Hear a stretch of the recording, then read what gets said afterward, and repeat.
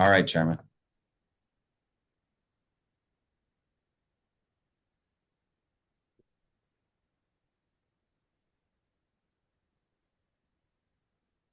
Good afternoon.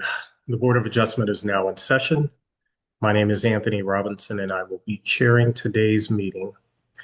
Attending today's virtual meeting are board members Mona Parsley, Joe Klitzing, and Mel DeSimone.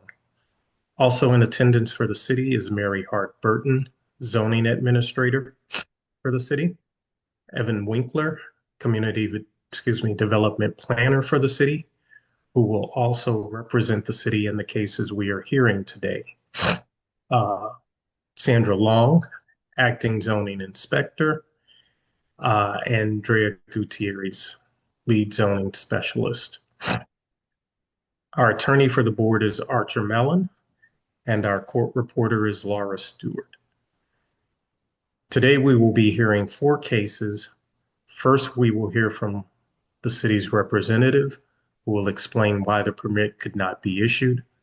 Next, we will hear from the applicant or their representative. And also, please be prepared to explain your hardship and answer any inquiries from the board members. Then we will hear from those in favor of the appeal and then from those opposed. Please be concise, as testimony will be limited to 3 minutes per person. When you come online via video or telephone, please wait to be sworn in by the court reporter. Then please state your name and mailing address.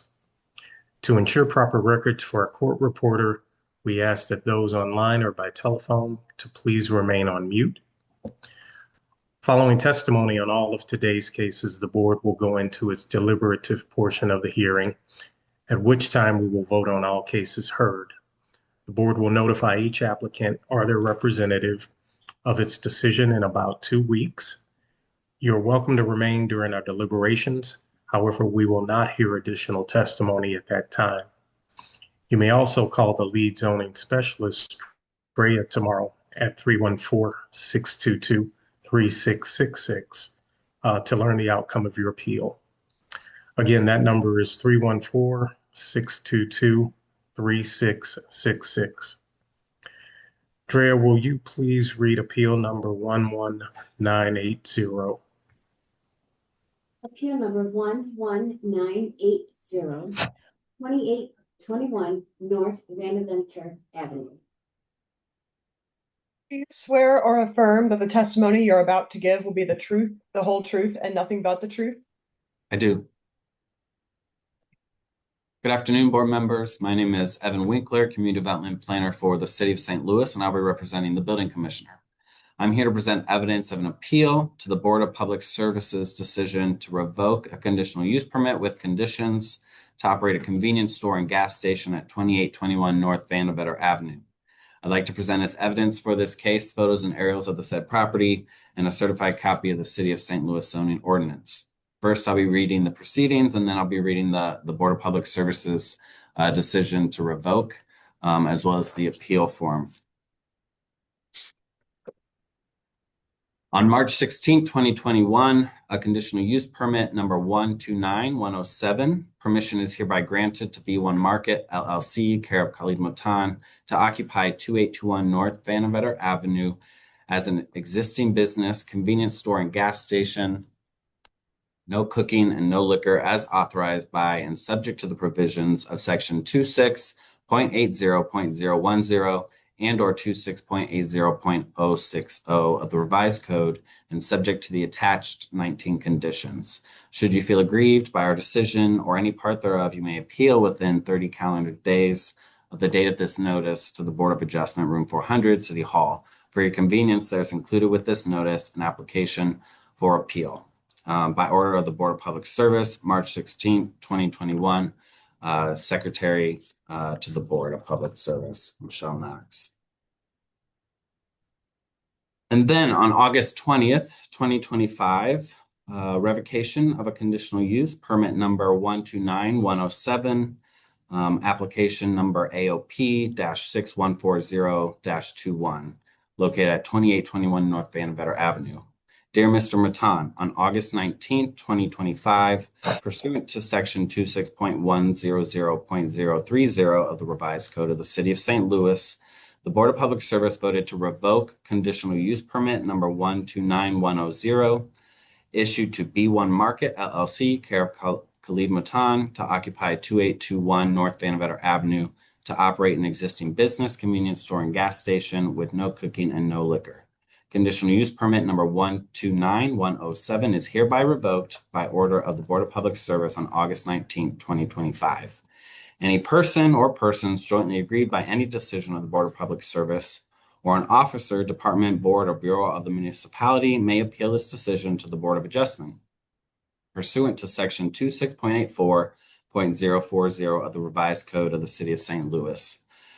Such an appeal must be filed within 30 days of the mailing of this notice. The appeal is made by completing the attached Board of Public Service in the Board of Adjustment appeal form, specifying the grounds thereof. Respectfully, Michelle Knox, Secretary to the Board of Public Service. And then appeal from the decision of the Board of Public Service comes now Khalid Matan and says that on the 19th day of August 2025, a conditional use permit was revoked by the Board of Public Service that authorized the operation of a convenience store at 2821 North Vandevetter as of 8/2025. The Board of Public Service revoked the conditional use permit for said occupancy, and the petitioner thereby appeals from the revocation of the permit for the following reasons. This is my livelihood. I need to support myself. My $200 appeal fee is attached. I understand this fee is non-refundable this 20th day of August 2025, signed by the petitioner, Khalid Matan.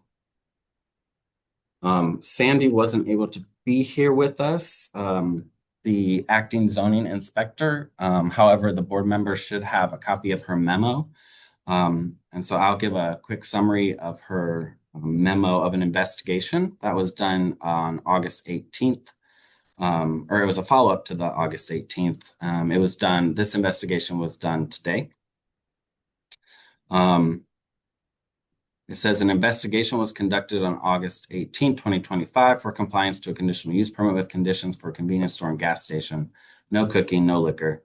And a follow-up investigation was done October 15, 2025. On that date, 3 conditions were found to be in violation. Condition number 4, there shall be no sale of items that can be used or intended for use as drug paraphernalia as defined in Ordinance 68404 or successor ordinances, including but not limited to the food scales, glass tubes, disposable lighters with pop-off tops, steel scrubbing pads and screens, rolling papers, ephedrine, pseudoephedrine, diet supplements, sleep aids, bath salts, or other substitutes for illegal drugs. And the violation is that there were sleep aids, cigar wraps, hemp cones, disposable lighters with pop-up tops. See photos in the memorandum. I believe Sandy has identified those items in the photographs. Also, condition number 13, there shall be no temporary signage on the premises or posted to the exterior or interior of windows or doors of the establishment at any time. And a violation was that there's a vanilla cigar sign. Again, you can see the photos. And then condition number 18. The premises shall not become designated a nuisance property pursuant to Ordinance 68535 or its successor ordinances. And a nuisance letter was sent and dated September 2nd, 2025, which was included in the memo for the board's consideration. So in summary, the applicant received a conditional use permit to operate a gas station with convenience stores. It was revoked by the Board of Public Service. The applicant has appealed the decision of BPS for the Board of Adjustment's consideration to either uphold the decision of BPS in the revocation of the conditional use or overturn the decision of BPS reinstating the conditional use permit. Are there any questions for me from the board members?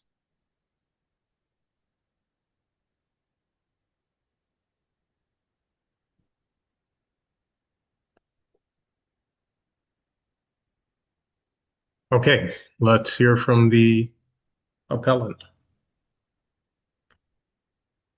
Good afternoon. My name is Matt McBride, and I represent B1 Market.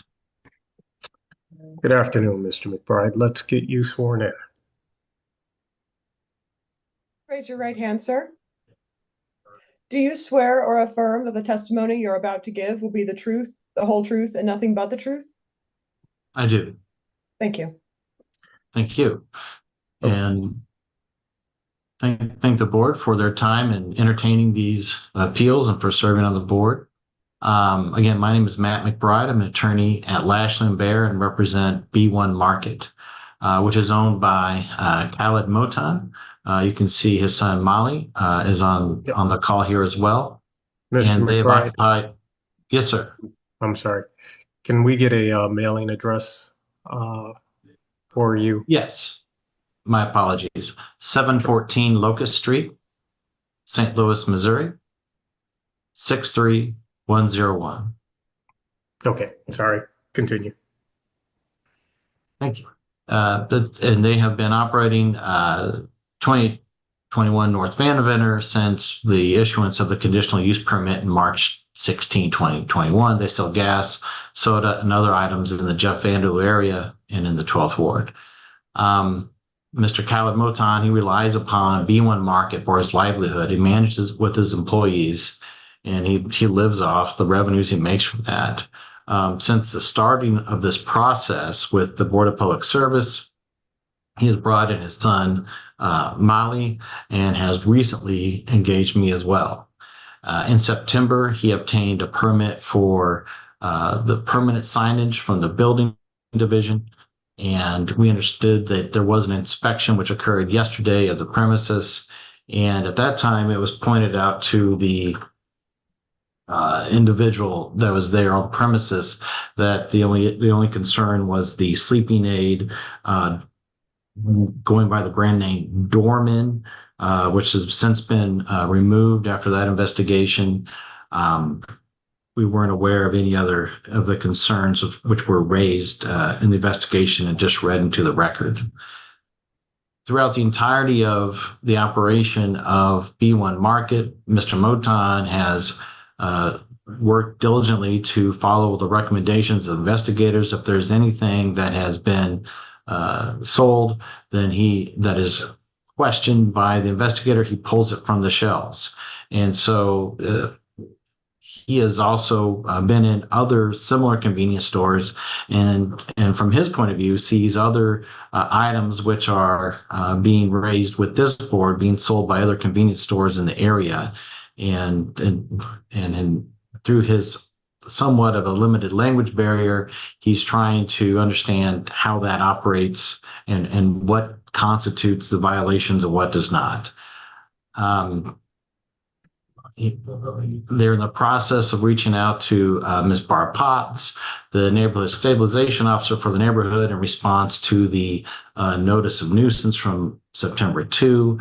That has not yet occurred, but is in the works, especially since I've been involved, and we know that Ms. Potts is one of the best NSOs out there, and want to engage with her in getting this ship righted and getting everything so that there are no further concerns with the city.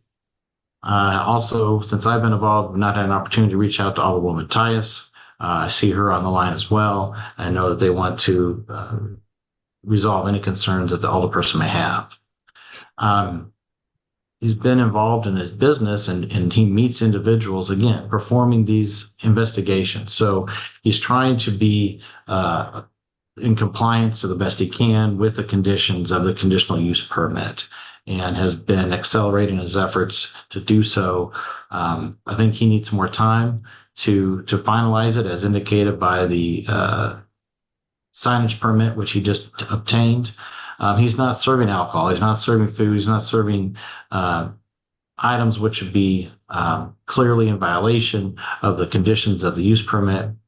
And they are trying to navigate these issues so that they can create a business that serves the best interests of the neighbors in the Jeff Vanderloo area, as well as continue to support their family. We ask that the board reverse the revocation of the conditional use permit and permit B1 Market to continue under the terms of that permit, and as it works to address these any other pending concerns with the NSO or the neighborhood. That's all I have for now. And And I believe that if there are any questions that the board may have, that Mr. Moton is here on the line. Any board members have any questions? Yes, Moore.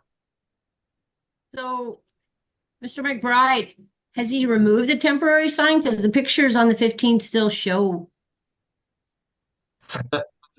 So that was from yesterday, and we weren't provided with that. So it will be removed. There is they didn't show the result of the report. They just handed the conditional use permit back to them. They did identify the sleeping aid that was removed yesterday, and so it just goes to demonstrate them is if they're apprised of what they if they're apprised of the issue, they immediately resolve it. And also, go ahead. The conditions were mailed to him when he was given the conditional use permit. And I appreciate that. I appreciate that. And they're working, but some of these items stay like sleep aid. Like that was one of the issues that was raised yesterday. And, you know, even if I were to go through the what's being offered at a convenience store, if the investigator says this is something we consider to be a sleep aid, then I think that would be then they immediately remove it. Some of these conditions aren't as unambiguous as I think we would all like. And also, we'd like to point out that the nuisance letter occurred after the decision of the BPS. So we would ask that, and again, we haven't had time to even respond to that nuisance letter, which Mr. Winkler indicated in the record. But you have the language barrier, and you have some of these items which aren't entirely unambiguous as to what's being sold or whatnot.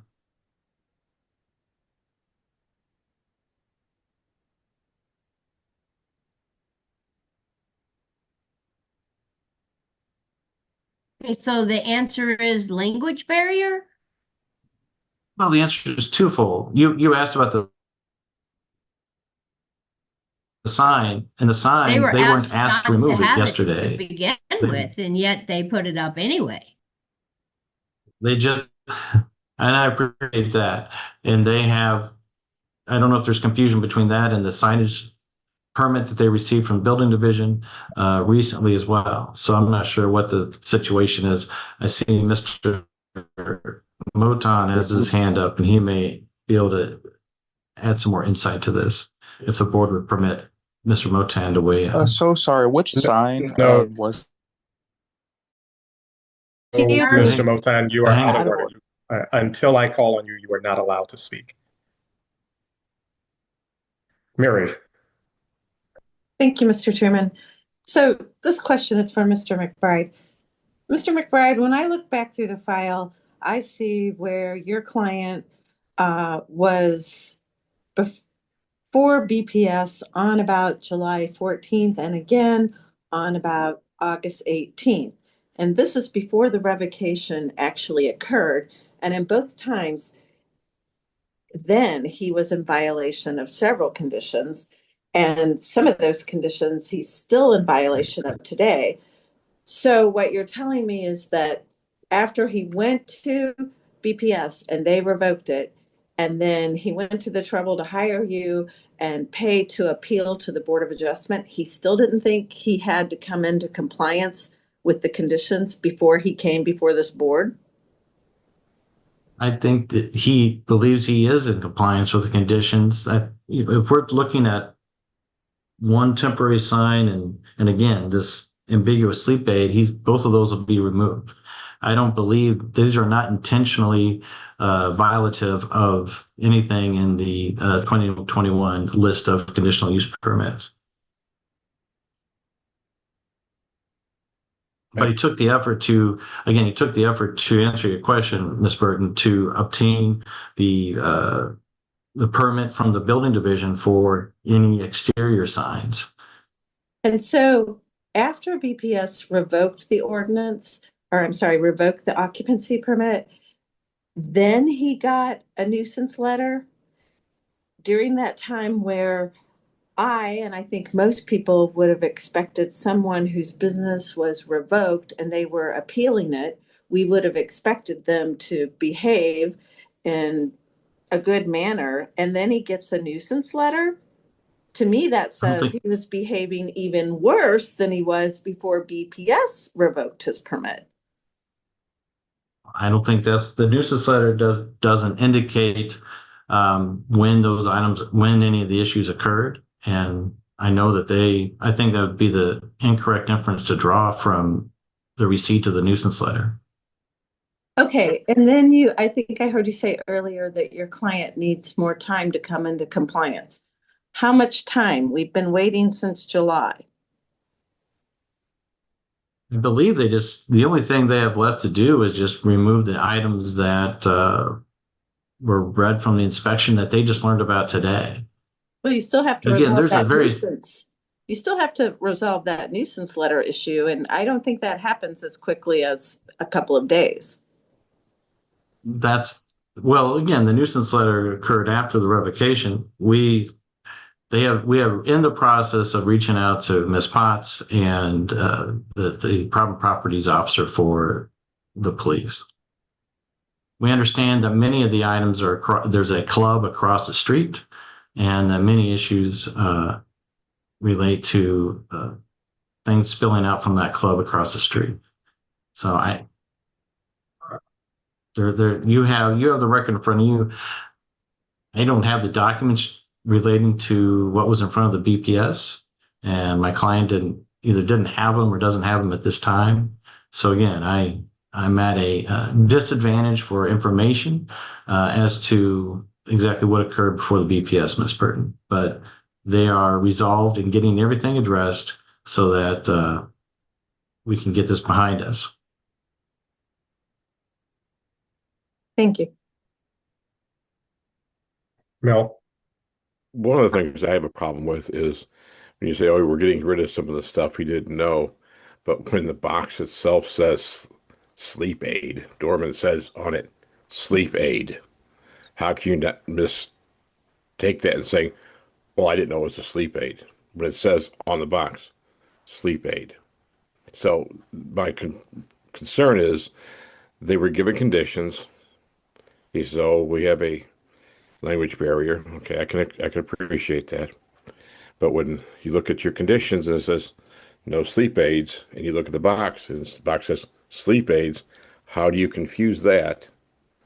And this shows a wanton disregard for what the conditions were. And you're telling me, oh, well, they pointed that out. How do you miss that? And then if that's the case, what other conditions are we going to go and say, well, we didn't know that or we didn't know that? This shows a pattern, in my opinion, that they didn't follow the letter they were given for the conditions. And I appreciate that concern. I can just state that they're selling a lot of products, and they're trying to stay in line with the conditional use permit. So if you look at the product and go, look, it says sleep aid. You're not making you're mixing apples and oranges. You're saying they sell a lot of products. Great, they sell a lot of products. And these are the conditions. So I take my product and I go, condition, sleep aid. Huh, it says sleep aid. We shouldn't be selling that. Kind of simple, isn't it? I think for you and I, it would be. And so we are, but we're instituting that policy. No, we're instituting. He's in business, and apparently he can, if he has a language barrier, then he needs to be able to get somebody that doesn't have a language barrier, or that can help him bridge that language barrier to stay in compliance with what he's told. He agreed, if I'm not mistaken, when he took the permit, that he was going to stay in compliance with everything.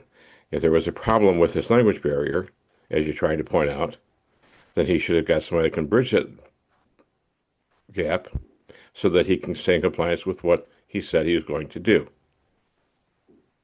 And I know you can appreciate that too. Okay? And I do. And as indicated, he's pulled in his son, Molly, who's on the line here, and to address those concerns. That's all I got. Mr. Chairman, I have another question, if I may. Yep. This again is for Mr. McBride.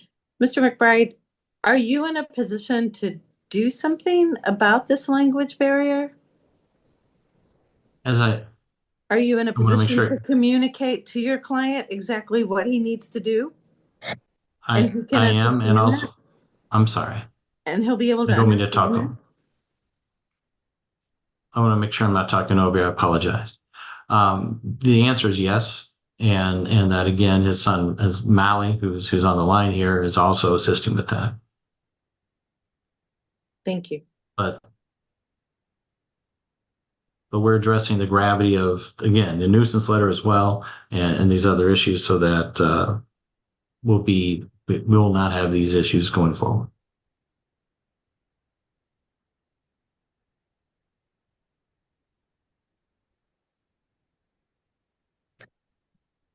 Okay, let's hear from Mr. Motan. Yeah, so Could you- originally when you Uh, guys Hang on, they're gonna swear you in. Mr. Motan, you Yes. need to be sworn in, and then you will state your name and mailing address for the record. All right. Your right hand, sir. Do you swear or affirm that the testimony you're about to give will be the truth, the whole truth, and nothing but the truth? Yes. Thank you. All right, I'm Okay. Mally Moten. My address is 16714 Edisto Court. I live with my father. And originally, when you guys gave me the 30 days to fix everything, I was aware of the grass to fix that part and to remove the, not the glass, that stuff. That's what I was aware of. I fixed all of that. And then I was aware of the permit as well. I wasn't aware of like the whole paper sheet. That was my mess up on that. And then I understood it after that. I just didn't. I seen the paper. I didn't see the like. The only reason why I think my father thought it was acceptable for the Dormans is because they're at the wholesale, and they're in packages. That's why. But it was a mistake. We removed it, and yeah, that's. It should have been like I should have read the paper, but I was just aware of fixing cutting the trees down and making sure the property is clean of loitering, which that's long gone now. There's no loitering at all compared to like back in the day. And then he removed everything completely now from the premises that's illegal to sell or not allowed to sell, at least. But I just wasn't aware when you guys gave me the 30 days to remove the list. All I was aware of was removing the glass and the trees, which I cut the trees and everything, cut the grass, and took about a couple of days, but then that's all I was aware of to maintain that and get the permit. Yeah, it was our mess up, but yeah.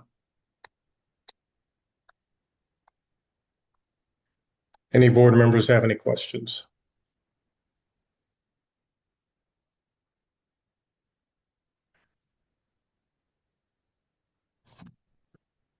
Thank you. Is there anyone else here to testify in favor of this appeal?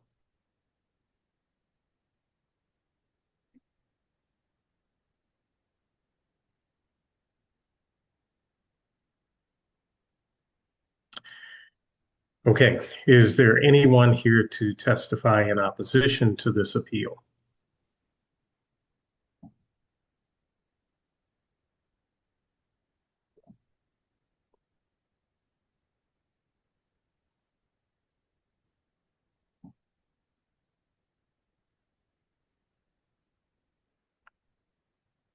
Alderwoman.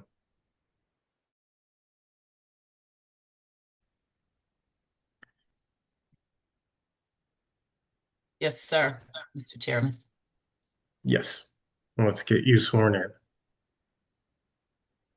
Swear or affirm that the testimony you're about to give will be the truth, the whole truth, and nothing but the truth? I do. Thank you. Yes, I'm sorry. Yeah, if you could state your name and mailing address for the record. Sharon Tyus, Alderwoman, 12th Ward, City Hall, Board of Aldermen, room 230, St. Louis, Missouri, 63103. Okay. I came to testify about this particular spot, and it's interesting that the son just talked about the club that was across the street. I only started representing this area maybe 2 years, yeah, it was 2 years, a little over 2 years ago. But I've always known about the area because I was always adjacent. My neighborhood that I represented was adjacent. As soon as I became the alderwoman of the 12th, I got so many calls from the surrounding St. Louis Avenue, Maffitt, up surrounding streets about all of the problems that were going on Vanderventer. So I would drive up and down Vanderventer on purpose to see what was going on. And the owner's son is correct. There was a problem club across the street, but that club was working in connection with this gas station.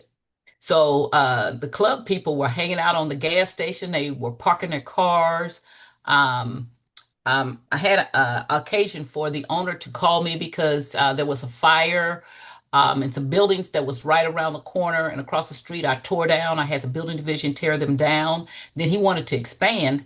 And the conversation I had with him was, first of all, you used to have an awning over your gas station, and then it fell, and you let it sit there for like months and months on time and didn't do anything about it. As far as the signage has always been there, illegal signage. You can go on Google Earth right now and pull them up, and you'll see all kind of illegal signage. I don't know if it's liquor, cigarettes. It's always been illegal signage. The behavior has always been a problem. The lack of cleaning up the property has been a problem. So when they approached me about getting the property behind them to expand, I was just like, no, I can't do that because the community is very unhappy with you. And also, I'm unhappy when I drive by your property and see the lack of upkeep. I did not know what their conditions were at the time, but I agree with one of the person who said, couldn't you see it says sleep aids on here? I do know that they knew that they had not one sign, not two signs. Just look at their windows. If you go by there, their windows is just full of all kind of signage in the windows. Like I said, you could pull up their address right now on Google Earth and you'll see the same thing.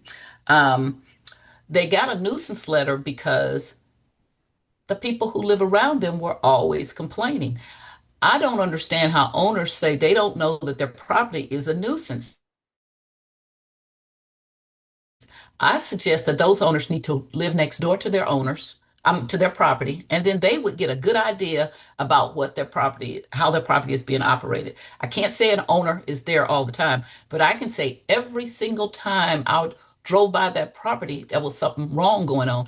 And the best time I saw was when the club across the street, I don't know if this board, but somebody closed them down, and then it kind of got a lot quieter, but still the legal signage, still not cutting the grass, still not putting any money into trying to have an upkeep in the community. So just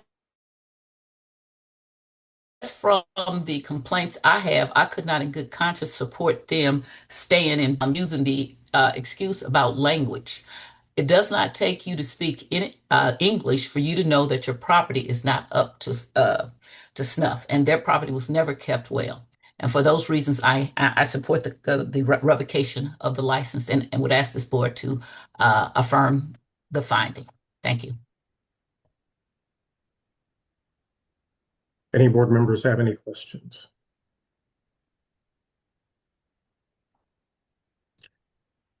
Thank you, Alderwoman. Ms. Drake. Yes. Let's get you sworn in. Okay. Swear or affirm that the testimony you're about to give will be the truth, the whole truth, and nothing but the truth? Yes, I do. Thank you. Okay, can you state your name and mailing address for the record? Yes, my name is Angela Drake. I'm a resident of the Greaterville neighborhood, 3919 Sullivan Avenue, St. Louis, 63107. Okay, proceed with your testimony. So I'm a resident that lives maybe 3 streets over from the gas station. I think they purchased about 2021, and they have been a negative business in this community ever since. We have had shootings, we've had drug addicts hang out there, drug use, overdoses, where the police have been called and people have died. We have had so many issues with this gas station. We have worked very hard to help get the club across the street closed to where their negative behavior overflowed to the gas station. But the gas station was in conjunction with the negative behavior that was going on. Last time I sent pictures in to the Assistant City Councilor, Vanna Shaw. That was 12/10/2024, and it was 10:50 at night on the day before, which was 12/9/2024 at 10:50 p.m. There was literally 12 people hanging out, using drugs, laying on the sidewalk, laid out, and it was a crazy, crazy scene. So we are opposed to this gas station, especially with the negative behavior. Thank you. Any board members have any questions? Thank you, Ms. Drake. Julia.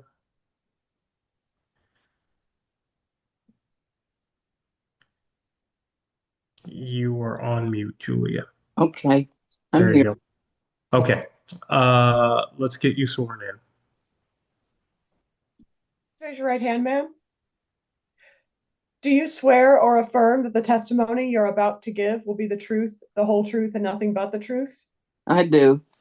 Thank you. And also for the record, could I please get a last name? My last name is Allen, Allen. Thank you. Sorry, and Miss Allen, I know you just gave us that, but can I get your name and mailing address for the record? Sure. Julia Allen, 3939 North Market Street. Okay, go ahead with your testimony. Okay. I like Miss Drake, stayed not too far from the gas station. I used to go to that gas station, but then it started changing.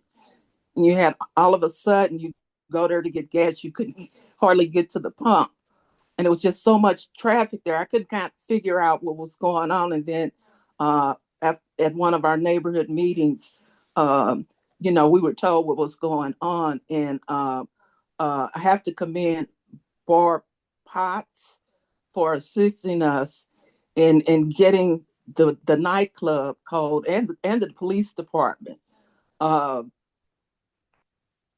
I come through that area every Thursday night, and we do have a large homeless population that hangs out behind that gas station. At that time of night, it could only be for one thing, and that's drugs. And I don't stay that far. Like I said, I don't stay that far from there like Ms. Drake. The other thing is, as far as a convenience store, we have about 3 convenience stores on that track, which are less than 0.5 miles from each other. And that's been another problem for our neighborhood, is that we have too many convenience stores. Those convenience stores aren't necessarily selling the kind of groceries or things that we need, like fresh fruits and vegetables, cooking, things to cook with, those kind of staple things that you would need if you go and say it to a convenience store. But I think people never think that we need that kind of convenience store. And like I say, if had not it been for Barb Potts and the people in our community, the club would not have been called. And I think that the gas station could have prevented some of all of that traffic, and by saying those people could not park on their lot. I think that that's part of the problem. That was part of the problem.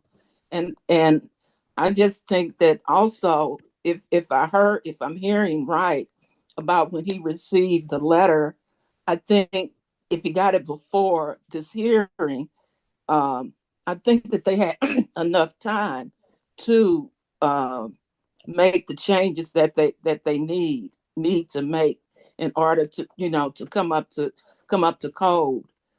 So I'm just gonna say I'm against it. Number one, we don't need another convenience store. Number two, there's still drug activity around that, and our neighborhood is in a process of redevelopment also, especially along St. Louis Avenue.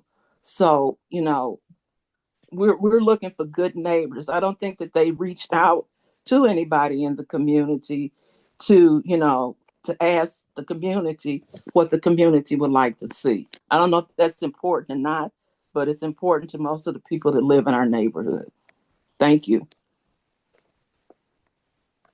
Any board members have any questions?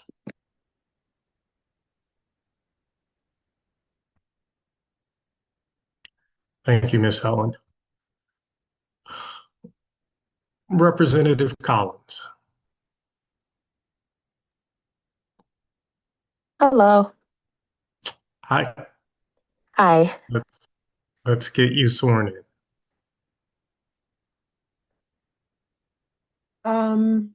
Ms. Collins, if you're calling by telephone, can you please verbally confirm if your right hand is raised? It is.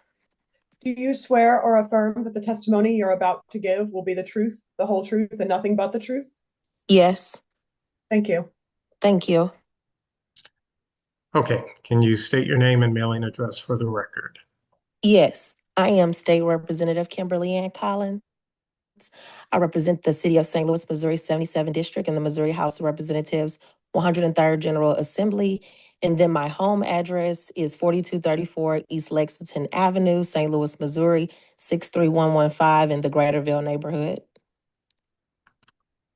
Proceed. Thank you. So I live in the neighborhood where the property is located that the owner owns.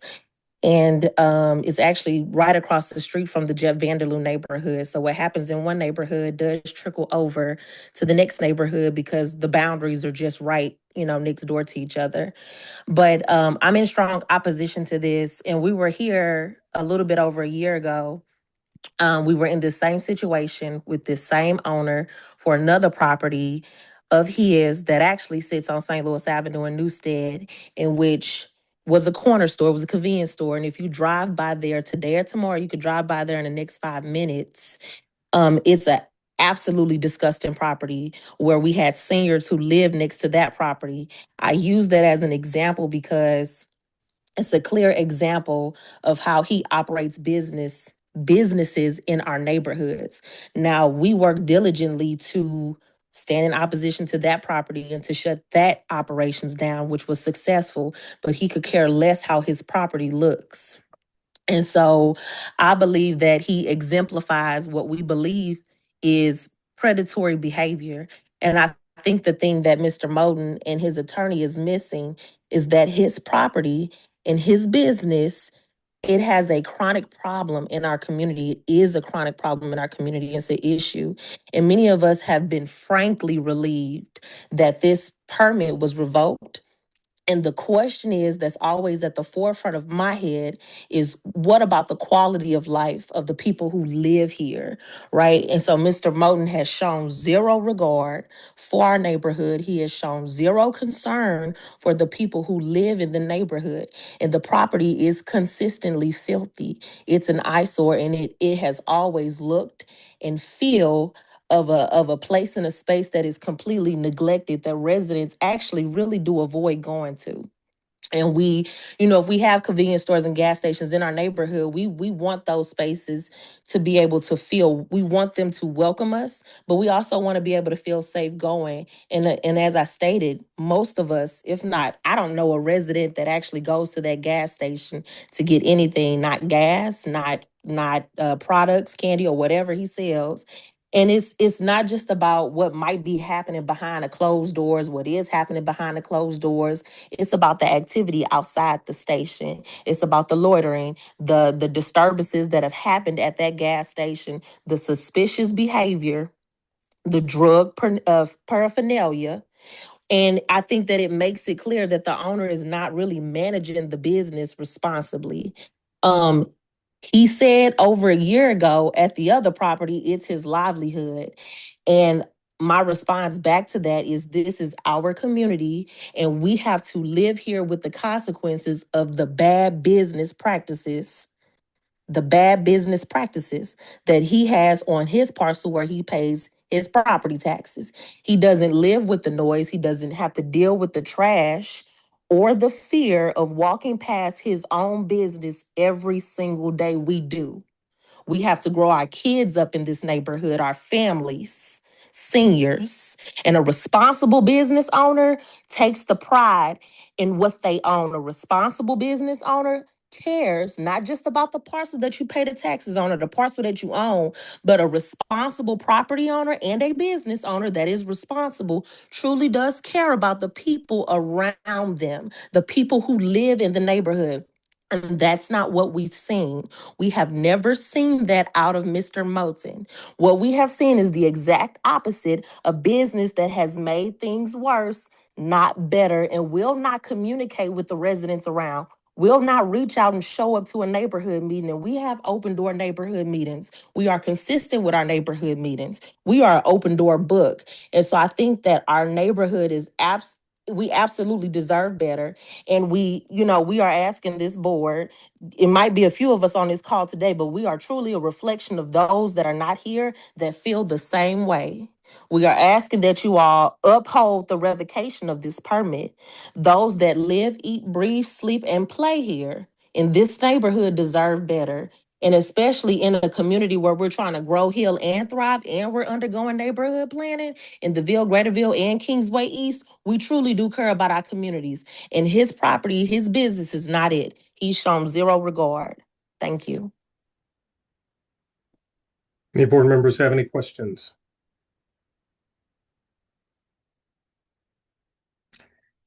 Thank you, Ms. Collins. Ms. Potts.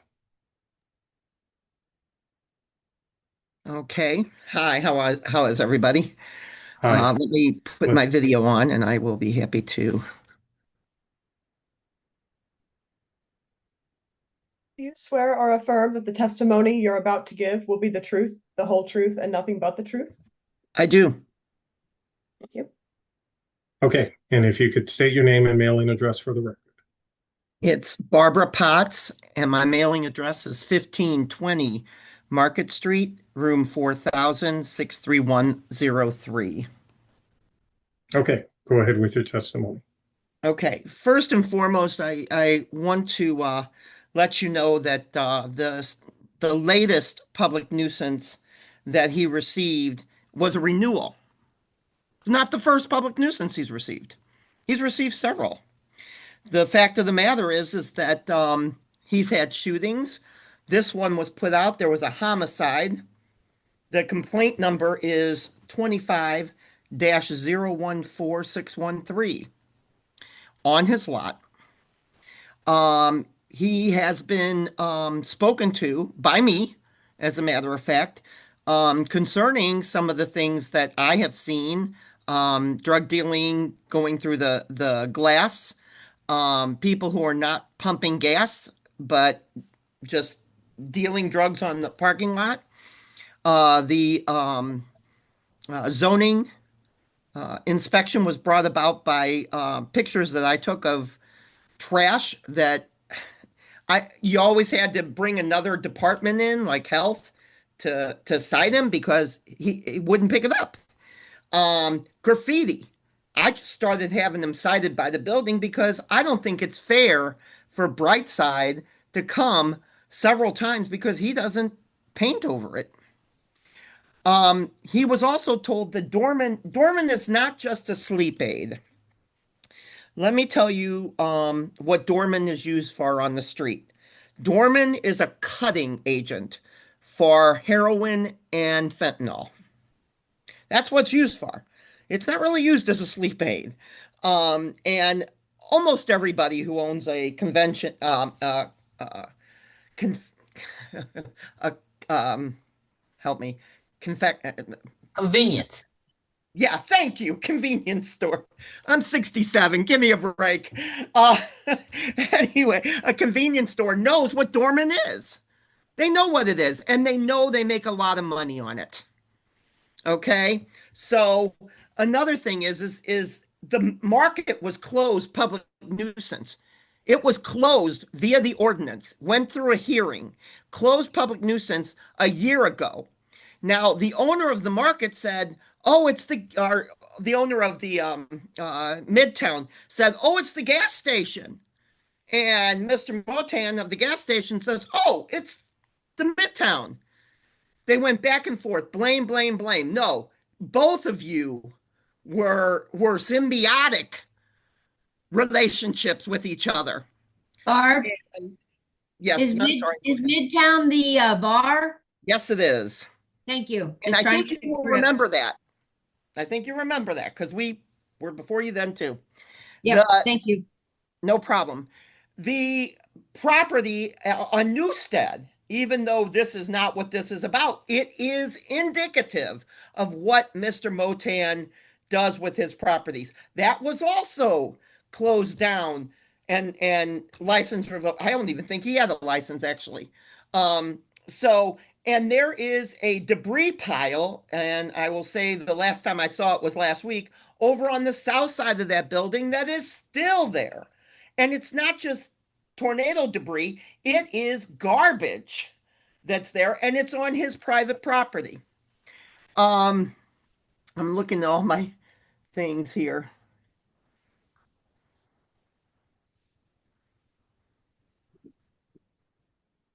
Anyway, I have talked with Mr. Motan. I do not believe there is a language barrier. He has a pretty good command of the English language. I have met him at his property on Newstead and spoke with him about that. I have met with him about this property several times. The usage of the back trash corral, not the trash, but it's a fenced in area. It's not a trash corral. He would have tables there where the people would go and shoot up. I watched them shoot up. I watched a young lady overdosing on a table that was on the vacant lot behind him. He would allow the people to hang out there constantly. And people who live in the 3900 block of Maffitt, residents, felt absolutely frightened to take the alley to their properties because they would be accosted by the people who were, and for lack of a better word, sheltered by the gas station. I'm happy for the revocation. I would like it to stay in place. He has been given enough warning. Mr. McBride, I appreciate what you're doing, but Mr. Motan knows what's going on. Mr. Motan is not a stupid man. He is a very smart man, and he knows what's going on. And that's all I have. Thank you, Ms. Potts. Any board members have any questions? Mary.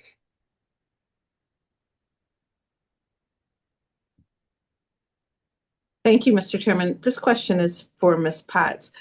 Ms. Potts, is it your opinion that when you did communicate with the owner or his son that they did understand what it was that you were trying to communicate to him? I have never spoken with his son, to my knowledge anyway, unless he's called me. But Mr. Motan, yes, I feel like he did understand. We had long conversations, and yes, I do believe he understood. Okay, absolutely. Thank you. Mm-hmm. Yes, Mom. Ms. Potts, when's the last time that you recall being at the property? I'm sorry, say again? When's the last time were you at the convenience store? Last week I drove by it. And last week he had a pile of debris there? No, this is his property on Newstead. Okay. This is another one of his properties, and he Right, has the one- another one on Martin Luther King that's not well taken care of either, near the police station. Okay. And so he knew about all of these violations prior to this. Oh yeah, he did. Okay. Thank Either you. he was written up for it, or I've spoken to him about. Yeah, he knew about it, and I had asked him to close off this back. There's a back section. It's right off. I guess there's a back door, and it has fencing around it with, the I don't know, the things that you put through. I'm really having a hard time with word find. But anyway, to cover it up. But it was wide open for people to come in and out of there all the time, and they used it. And I told them they used it. Are you talking about like site proofing slats? Yeah, thank you. The slats that you put through the galvanized fencing. Okay. Thank you, Mary. And Miss Potts, is there like a walk-up window that you purchase gas through or other items at the convenience store that they're selling drugs through? Correct. Oh, they're selling Correct. drugs through at the Well, convenience store. I can, okay, let me say it this way. I would say allegedly, because I don't know that we have ever had an arrest doing that, but I would watch people go up to the window and then meet cars at the gas pumps, go back up to the window. And I told Mr. Motan this. Mr. Motan is aware of that also, that I felt that there might be a possibility. But again, there has not been an arrest, so I really do not want to definitely, say that. So. Okay. All right. Thank you, ma'am. Mm-hmm.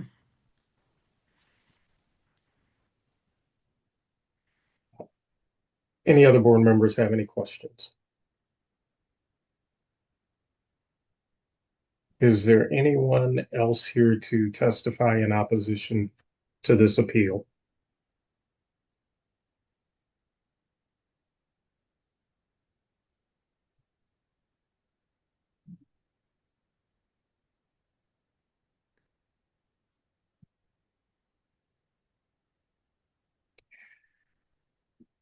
Mr. McBride, I'm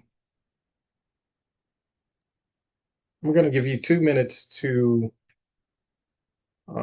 respond to any of the testimony that you'd like, and feel free to bring your client, Mr. Motan, in. And should he decide to testify on his behalf, we will need to get him sworn in. Thank you, Chairman. I appreciate that. And it's my understanding that Mr. Khalid Motan is not going to be testifying at this time. His son has informed me he's following along. He's physically present here, as you can see, but he's not tracking everything that's being said.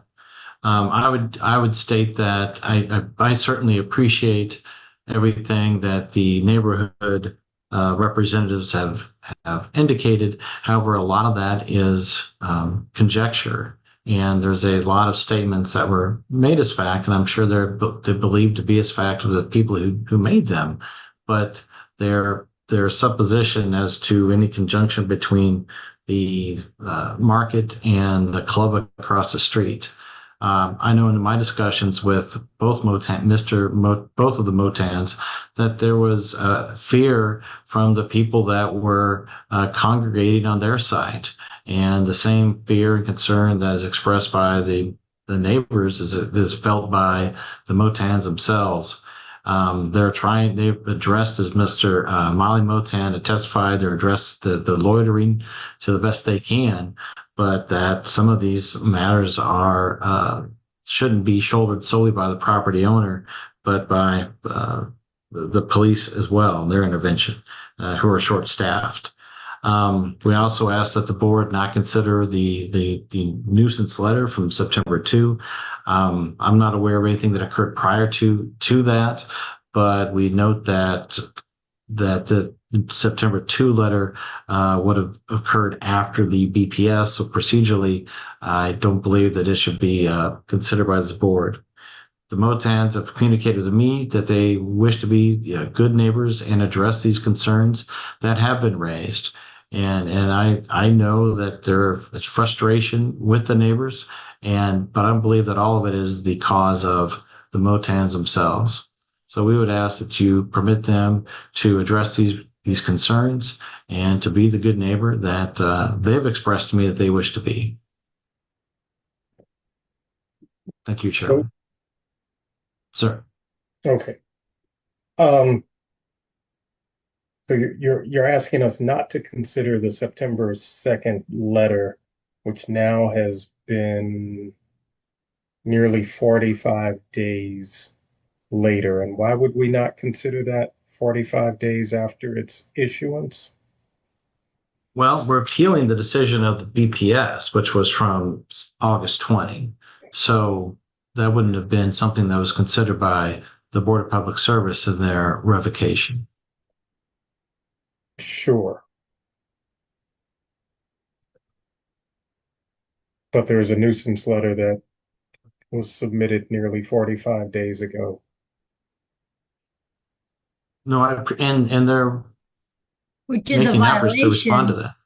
which is a violation of your occupancy. And I appreciate all that. And what I'm saying is that they haven't had time to fully address this, and it wasn't considered by the decision being appealed from the BPS. So we believe that while it has occurred, and we acknowledge it has occurred, we don't believe that it certainly wasn't considered by the Board of Public Service when they made their determination. So we'd also ask that this board and the appeal of the BPS determination also not consider it. Okay. But we wish to address and resolve that. We're not saying we don't consider it meritorious. We're not saying we don't consider it, that we're going to ignore it. We're just stating that we haven't. If the timing were different, then this would have been something that we could have addressed before the BPS. Is the point? Yes, and I understand that, and I understand your argument. I guess my question is 45 days later, while we may not consider that, why has it not been addressed? I've been recently engaged, Chairman, and we will be addressing it. I see it as, I personally, and as a board member, I see this as you were addressed by the Board of Public Service and behavior got worse at the gas station. That's how I see that as a board member. And I don't see how we can possibly not see it and not address it because it got worse. They didn't address it at all. They had an opportunity, and yet behavior got worse. I don't see how you can possibly think we're not going to consider that. That's just me in my one little vote. Mary. I have nothing, Mr. Chairman. Thank you. Oh. Trying to figure out how to lower my hand. Okay. Sorry. I will allow either the Alderwoman or State Rep Collins to respond to Mr. McBride.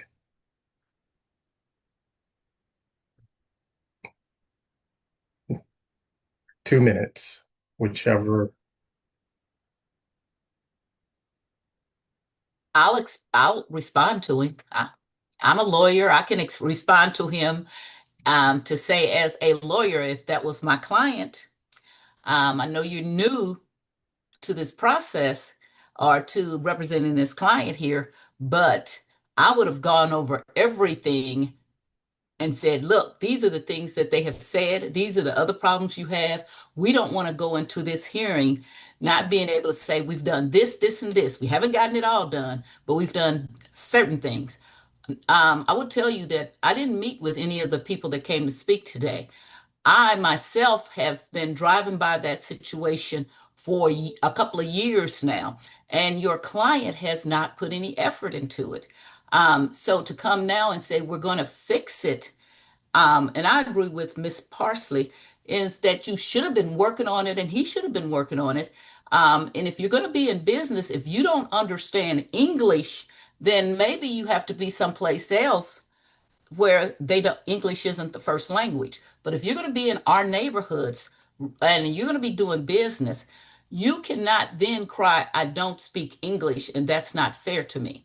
And I want to say that you said there's some conjecture, but I actually, when we drove down Vandeventer and they had these popping nights when it would be so many people that you could not drive down Vandeventer, we actually went onto the lot because we wanted to see what was going on. Why was so many cars parked there? And they said, do you want to park here? And he had somebody out there collecting money for parking there. So it is not conjecture. It is actual experiences that we are speaking of. And we all separately are telling you the same experiences. It has not been a good place to run a business. And the representative is correct. 1 year ago almost, we were at the corner of Newstead and St. Louis Avenue telling him the same thing. So if I've already told you no to your property on St. Louis Avenue and what is it? It was Newstead, then I don't understand why you wouldn't clean up your act. That doesn't make any sense except for you think that you can get along with it or get away with it and that that's okay for the neighborhood. And that is not okay from the neighborhood. So you have an alderperson, a state rep, and several residents step into this hearing to say, look, this is not a good thing. And Barr Potts, she and I have been serving together since 1991 or 92. So we know each other that long from being elected. This is your client. At some point, you have to take responsibility, and you would not want this property next to your house. That's what I tell everybody. Do this test. Would you want this property next to your house? Drive up to it, because the people who live in my community don't want it next to their homes. Thank you. Thank you. With that, I will read into the record exhibits. Certified copy of the zoning ordinance, appeal to the board, basis of appeal based on the Board of Public Service decision to revoke the conditional use permit, meeting notice letter, City Journal public notices, photographs, Sanborn maps, copy of the BPS file, and a follow-up investigation completed by Sandra Long, acting zoning inspector, on October 15th, 2025. And with that, I will consider this appeal having been heard. Drea, can you read appeal number 11981? Appeal number 11981, 3101 South Jefferson Avenue. Do you swear or affirm that the testimony you're about to give will be the truth, the whole truth, and nothing but the truth? I do. Again, my name is Evan Winkler, Community Development Planner for the City of St. Louis, and I'll be representing the Building Commissioner. I'm here to present evidence of an appeal to construct a new apartment building per plans at 3101 South Jefferson Avenue. I'd like to present as evidence for this case, photos and aerials of the said property, plans for the project, and a certified copy of the City of St. Louis zoning ordinance. The basis for denial of Nasmith Allen, Inc. and care of Nathan Rao concerning the building commissioner's refusal to issue a building permit, authorizing the petitioner to construct a new apartment building per plans at 3101 South Jefferson Avenue, located in city block number 1761.00 is as follows. The present zoning for this address is Zone F, Neighborhood Commercial District. The intent of the applicable zoning provisions are to fix reasonable standards to which buildings and structures shall conform. The applicable zoning code provisions are section 26.16.080E1, off-street parking and loading requirements. All parking required in any dwelling district, unless otherwise stated in the district regulations, shall be located in the main building, in an accessory building, on the lot occupied by the main building, or except in the A single-family dwelling district and B two-family dwelling district on an alternative site, provided the following conditions are met. Number one, required off-street parking in any dwelling district may be provided as a conditional use on property other than that occupied by the main building, provided that the property on which the parking is located is in the same possession, either by deed, by easement, or long-term lease, which has a life or term equal to or exceeding the life of the building occupied by the principal use, and in no case less than 99 years, and further provided that the parking will be located in an equally or less restricted zoning district. Proof of such deed, easement, or long-term lease, including covenants which bind the owner and his heirs or assigns to maintain the required number of off-street parking spaces during the existence of the principal use, shall be required to be filed with the zoning administrator and the city assessor's office. At any time that the main building is rendered useless, or if an alternative site which is just as suitable for off-street parking becomes available, the zoning administrator may allow the recession of the covenant or long-term lease. And then also section 26.40.100A, density of population. All residential structures hereafter constructed shall meet the density requirements of the least restrictive adjacent dwelling district, except where 40% or more of the structures having the same frontage is occupied by multiple family dwellings. In the latter such cases, dwellings shall conform to the area regulations of the D multiple family dwelling district. Evidence of lawful nonconformity has not been presented. In summary, the applicant is applying to construct an apartment building. And it's in the F neighborhood commercial district. It does not meet the requirements for density of population or the lack of off-street parking. This is in the transit-oriented district exceptions per section 26.80.045. And the exceptions allow for a 40% reduction in square feet per dwelling. That means this property would need 900 square feet of land per dwelling unit. They're proposing 49 dwelling units, which would require a total of 44,100 square feet. However, this lot, unfortunately, is only 43,820 square feet. So an area variance is required for density of population. And then the TOD exceptions also allow for a 25% reduction in parking, which is essentially 1-to-1 on site. So the parking reduction would allow for 37 on-site parking spaces. However, they're only able to provide 32 on-site parking spaces. Therefore, an area variance is required for lack of parking. I will note, and you can see it in the plans, they are proposing an alternative site, which is adjacent across the alley for additional parking that will need to be approved per a separate application, building permit application, and then a conditional use approval for parking being proposed at an alternative site. So in summary, this needs an area variance for density of population, an area variance for lack of parking. The City of St. Louis Planning and Urban Design Agency states that this is in the Gravois Jefferson Historic Neighborhood Plan. And the neighborhood plan has a general goal of attracting and supporting a wide range of new residential uses, especially affordable units and units for seniors that allow for long-term community members to age in the neighborhood. The plan recommends the location's land use designation be amended to be a specialty mixed use area.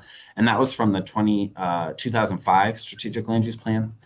The goals of that designation are in line with the goals of the 2025 strategic land use plan, which calls this a medium intensity corridor. And the medium intensity corridor is designed or describes areas of the city that are pedestrian focused, with many types of housing and active ground floors with a mix of uses. The project should bring needed additional density of an important unit type to the neighborhood at an intersection with great transit access. This is exactly in line with the goals of this designation. Therefore, planning staff finds the request of appeal number 11981 is in keeping with the city's comprehensive plan. Are there any questions for me from the board? Yeah, Mona. Okay, so parking down the road at a later date across the alley? Correct. And I'll be honest, I did not look up before this hearing if they've already made that application. We can ask the applicant. They may have already applied for that parking lot. Okay. So we don't have any information about that at all. Correct. Other than the site plan that indicates it will be parking at a future time. Okay, that's all I had. Thank you. Any other board members? All right, let's hear from the appellant, Mr. Raw. Let's get Yes, you hello. sworn in. How are you Very doing? good. Okay. Swear or affirm that the testimony you're about to give will be the truth, the whole truth, and nothing but the truth? I do. Thank you. Okay, if you could state your name and mailing address for the record. Yes, my name is Nathan Rao. My mailing address is 130 Unit A, East Lockwood, Webster Groves, Missouri, 63119. Okay, proceed with your testimony. Yes, hello, Evan. Thank you for the summary of the project. That is right on what we're trying to do. The few more details for everyone. It is a 3-story affordable housing senior building. It's a mix of 1 and 2 bedroom apartments. There's also a community room, leasing and management office, and other, supportive and amenity spaces for the residents inside the building on the first floor. At the corner of Jefferson and Arsenal, there is about a 1,200 square foot retail space that's designed and set up to activate that corner of Jefferson and Arsenal that's been long vacant. So that is kind of the gist of the building. As far as the site plan and the project itself goes, we had been planning this project probably for close to 5 years. It's gone through the MHDC low income housing tax credit application process for a number of rounds. It has thankfully been awarded funding and is moving forward. So that's why we're before you now. Just from our planning and the financing bundle of this, the project area from MHDC's perspective includes this parcel on Jefferson, and then also the parcel just west along Arsenal across the alley. So we've been operating as if that's the project area for the project kind of all along. Even earlier, we had considered combining the parcels and seeing if we could vacate that portion of the alley that divided them. That never made sense to do it. There's existing active utilities in that alley. It also would be fairly inconvenient to route other residents who use that alley for their rear, parking access to disrupt the way that works. So we abandoned that fairly early on and just decided to live with the alley and the 2 separate parcels as part of the project area. Hope that makes sense. To answer Mona's question, we have applied for the permit for that Arsenal parking lot. So that is at City Hall. I don't have the date we turned it in, but it was 6 weeks ago or so. How many parking spots is that going to entail over there? Roughly? I believe it's 21 on the Arsenal portion, and then we have 32 on the Jefferson portion itself.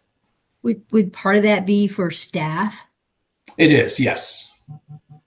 Great. Thank you. Yes. I love this project. Well, thank you.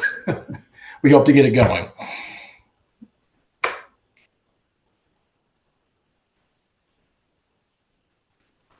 Any other board members?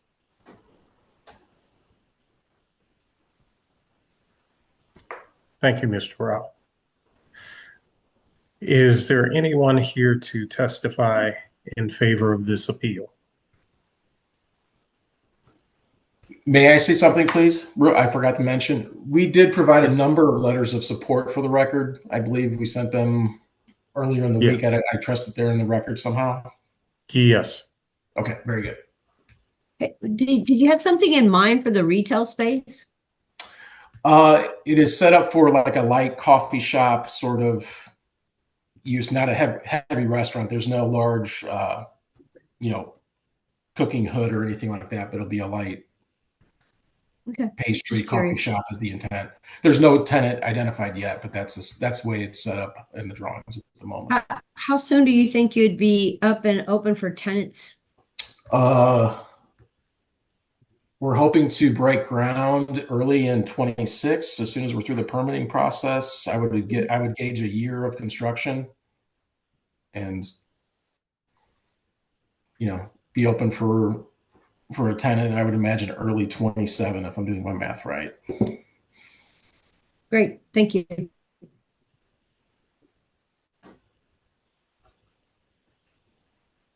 Okay. Is there anyone here to testify in favor of this appeal?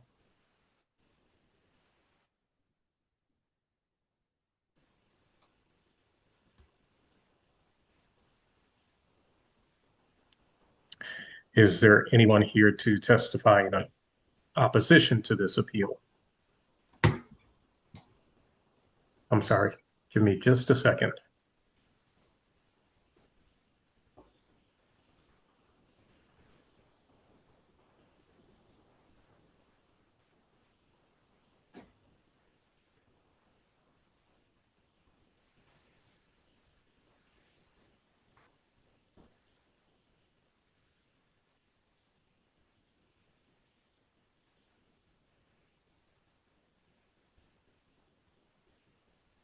Okay.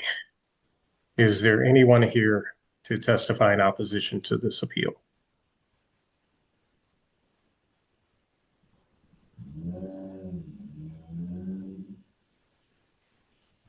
Hearing none, I will read into the record.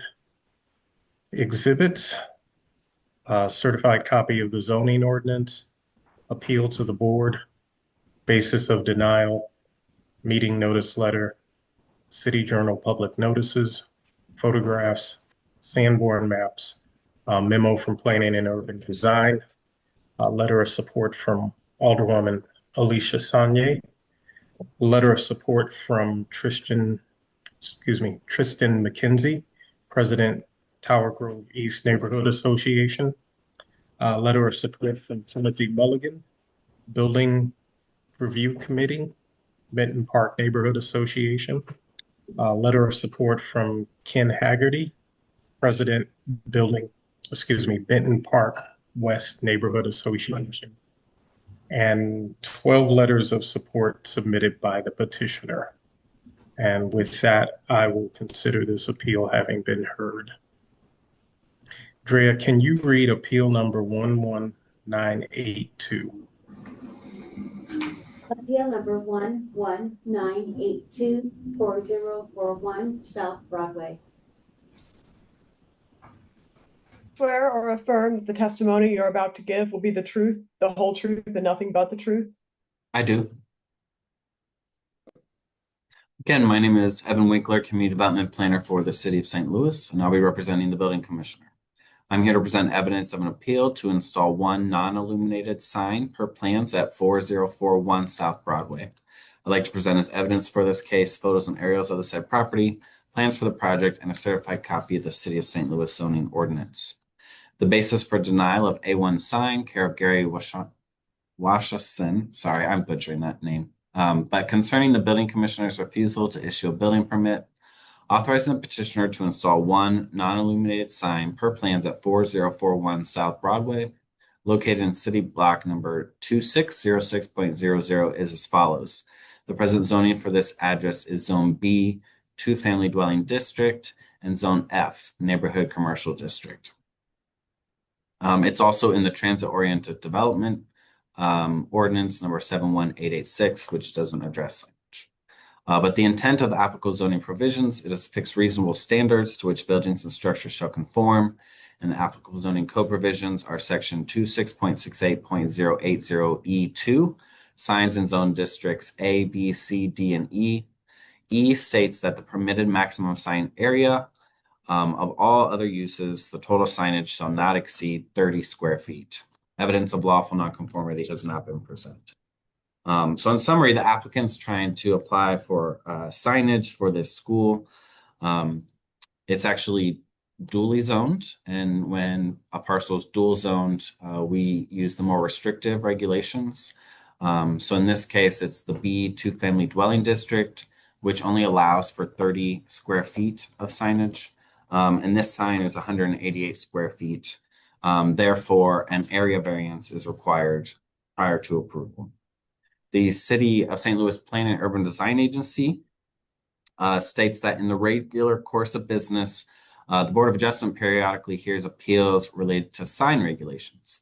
And in general, the adopted elements of the comprehensive plan in the City of St. Louis, including the strategic land use plan and neighborhood plans, do not address signage and have no recommendations. Thus, staff, as at the Plan and Urban Design Agency, elect to not make a findings for signage variances unless certain special circumstances or site conditions warrant attention. They might include location or the size, orientation, content, adopted plan that explicitly talks about signage. However, in the review of appeal number 11982, Plan and Urban Design Agency determined that the specific circumstances that would warrant further scrutiny of the proposed signage have not been met. Therefore, there's no finding of conformity with the adopted plans at this time. Are there any questions from the board members?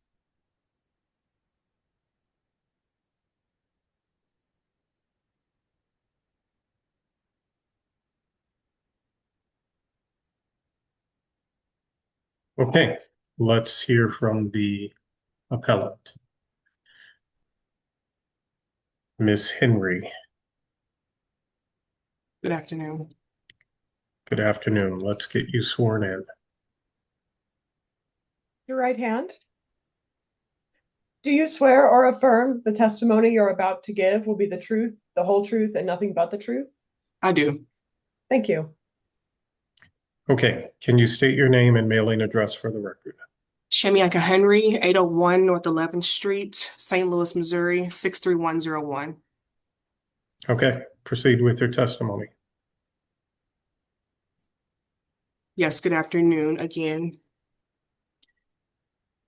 So the sign that we're proposing at Carnahan is an ADA compliance sign, and it's to comply with the Department of Elementary and Secondary Education's requirements for accessibility. We want to ensure that all of our students, families, and our community members, including those with disabilities, have access to important school information. The sign does not face any residential dwellings, and it minimizes the potential for neighborhood disruption. So we are requesting consideration for the installation of the sign. Okay, any board members have any questions?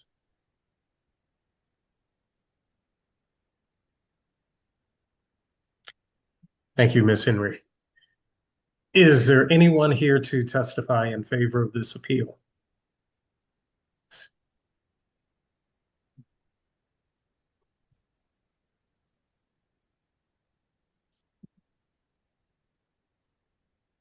Okay, is there anyone here to testify in opposition to this appeal?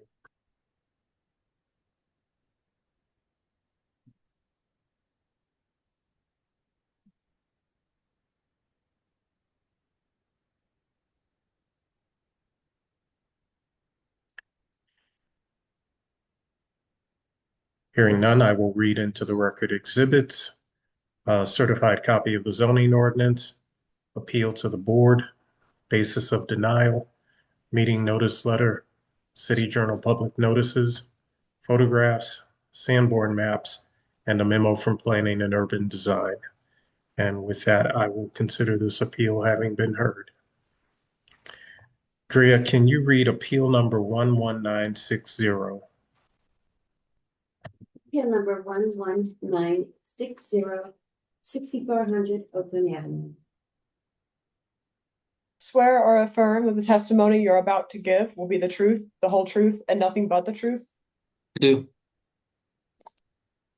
Again, good afternoon, board members. My name is Evan Winkler, Community Development Planner for the City of St. Louis, and I'll be representing the Building Commissioner. I'm here to present evidence of an appeal to amend condition number 3 of a variance to construct a concrete patio per plans for a restaurant and bar at 6400 Oakland Avenue.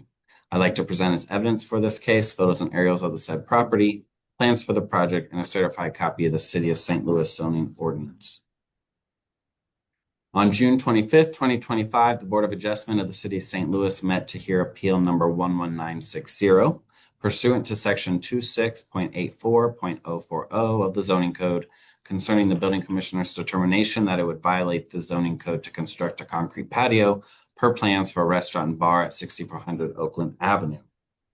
The conclusion of law and order, it is the decision of the Board of Adjustment that an undue hardship exists with respect to the subject application, making it difficult to comply with the strict letter of the zoning code. The board therefore grants a use variance to construct a concrete patio per plans for a restaurant and bar at 6400 Oakland Avenue. The board also concludes that the granting of the variance is in accordance with the spirit of the code, that it secures the public safety and welfare of the community, and that it will result in substantial justice for all. The board orders that the following 7 conditions shall be attached to the variance. The above motion was made by the board member Hitt and was seconded by board member Parsley. It was passed by a unanimous vote of the board. Appeal for an amendment to a variance comes now Pat Connolly's, David Guller, and says that on the 21st day of August, 2025, a variance with conditions was issued authorizing the petitioner to build a patio at 6400 Oakland Avenue. The petitioner herewith files an appeal with the building commissioner to amend condition of the variance, specifically the following condition. Condition number 3, I will read that into the record, which states that the petitioner shall install a 10-foot masonry wall and it must run at a minimum the length of the patio along the western edge of the patio. My $200 appeal fee is attached. I understand this fee is non-refundable. This 21st day of August, 2025, signed by the petitioner. The petitioner has submitted evidence from Landscape and Lawn Care LLC.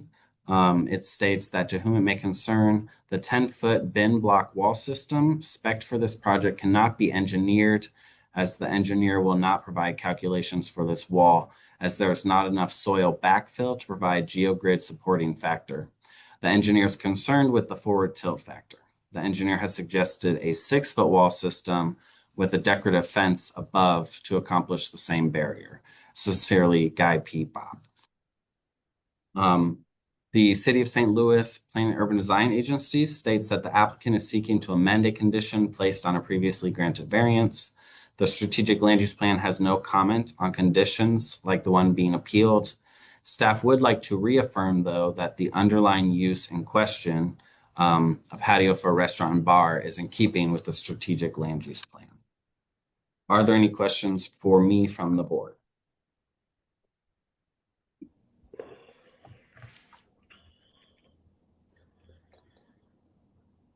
Did our building people look at the letter that was sent in, like the building department? Review the letter? Like a building inspector? Yeah. Not that I'm aware of. Okay, thanks.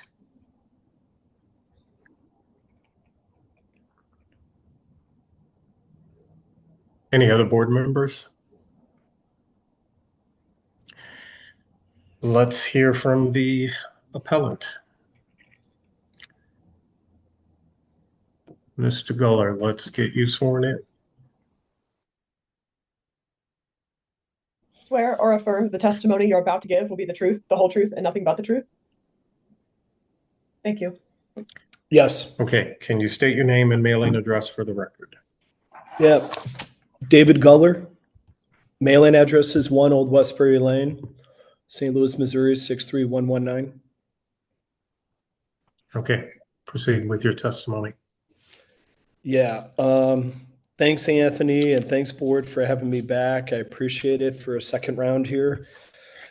The purpose of me appealing the previous decision is numerous reasons. One is because of hardship, financial hardship, and the impossibility of constructing a 10-foot wall. The 10-foot masonry wall is impossible to build. The costs are enormous. The 10-foot wall from the grade means another 5 to 6 feet would have no earth behind it. and it would just be freestanding. My proposal is a retaining wall of 5-6 feet, and to have a nice privacy fence along with trees and shrubbery and green adjacent to the property. This delay, this 2.5-month delay, has cost me in excess of $40,000 delay.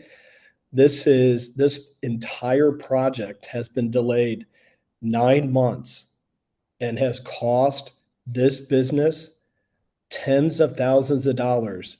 And this is why I'm appealing this masonry wall, so I can start constructing the wall and build a patio, because winter is nearing, and vendors are very hard to keep in line, and because of weather. So this project is very crucial to the survival of this business and has caused tremendous hardship. So that's the purpose of this being here today. My architect has joined this Zoom call, Mark O'Brien, and can speak on behalf of this. And I believe Alderman has sent in an email or a letter today in support of this. And maybe he emailed it to you, Evan, or Mary, or someone else. And if not, stay tuned.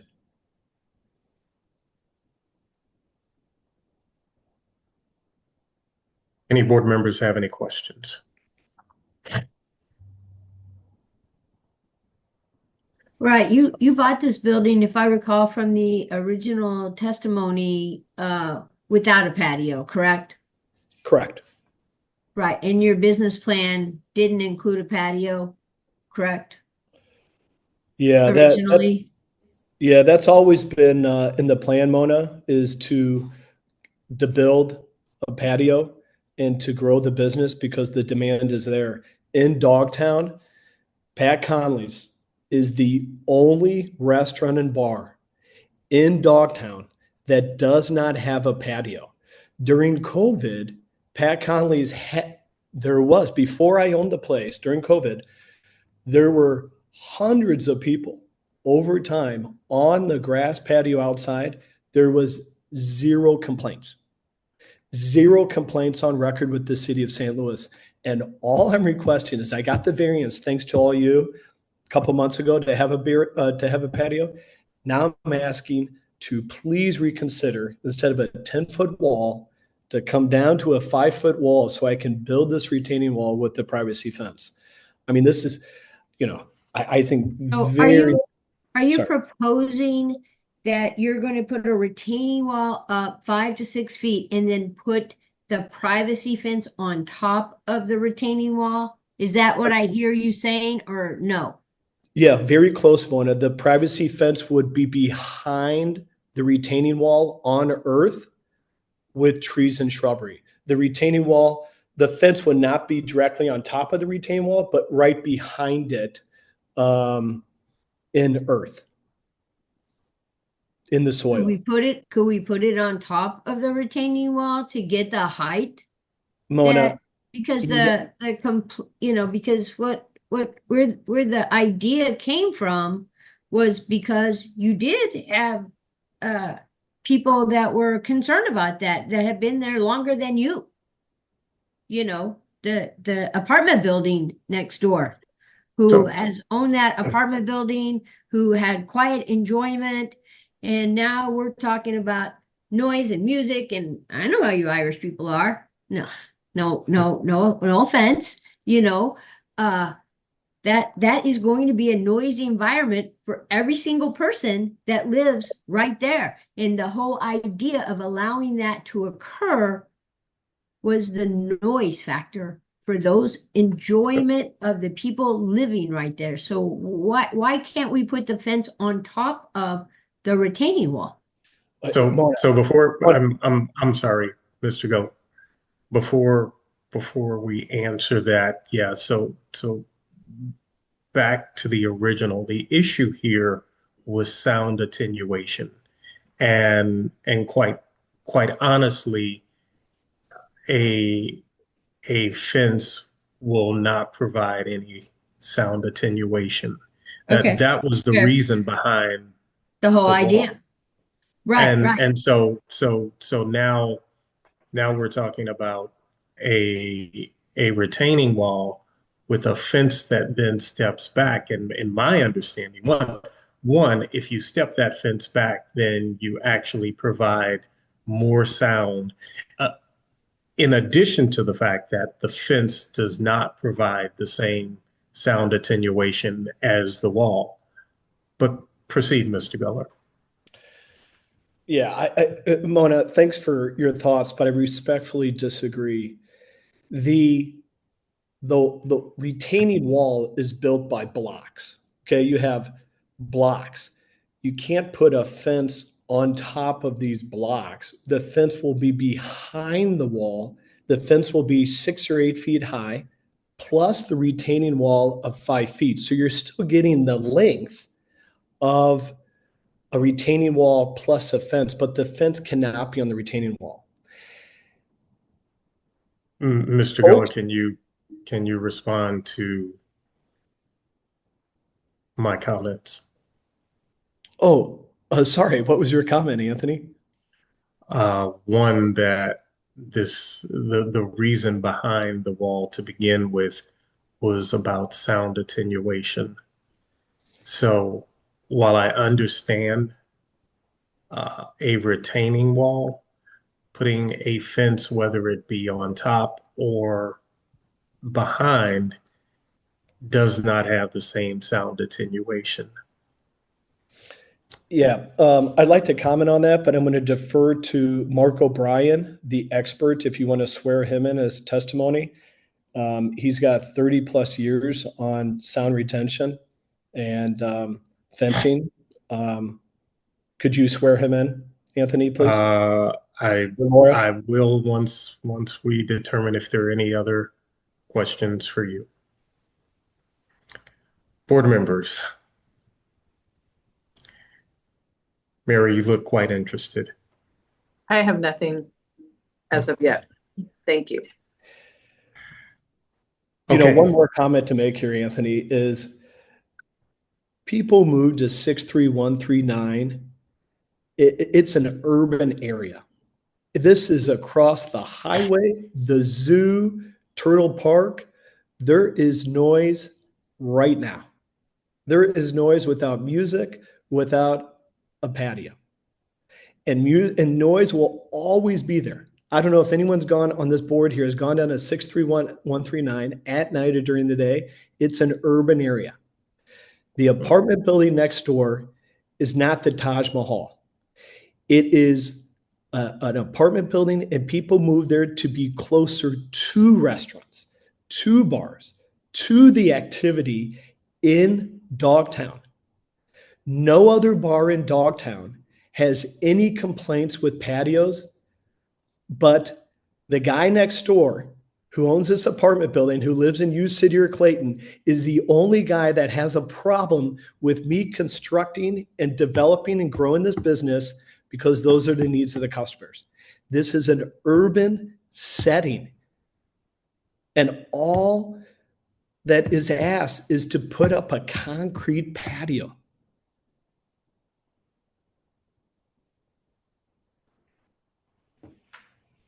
Okay. Is there anyone here to testify in favor of this appeal?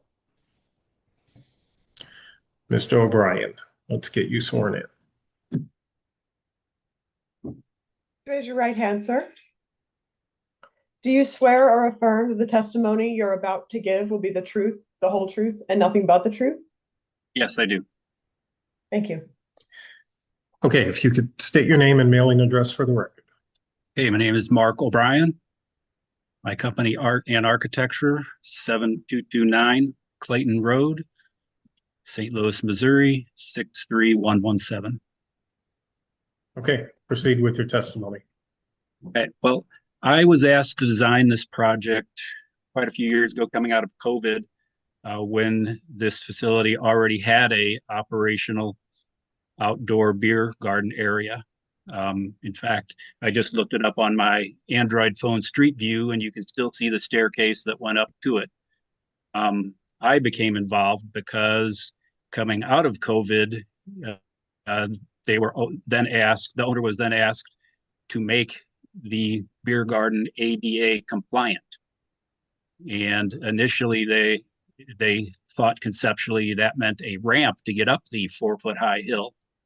And that's when I had suggested to, I think, convince him to hire me for the project. I was like, why not cut away this hill and have it right at grade? Much more simple, much more beneficial to the person in a wheelchair. And you can see on Google Earth today that after receiving the building permit for the drawings, work proceeded and cut away the hillside. So Google Earth Street View now shows it with the earth cut away.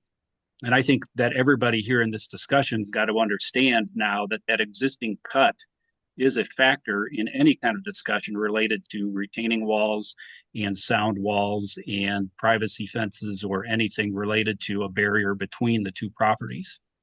Okay, so the cut ranges from 0 at the sidewalk going up 4, 5, and 6 feet along that western property edge. So if you would build a 10-foot retaining wall, like I saw in the initial hearing that I did not attend, that hearing claimed a 10-foot wall. So in effect, facing the apartment building, that wall would be anywhere from, say, 4 feet to 3 feet in height once the soil is backfilled.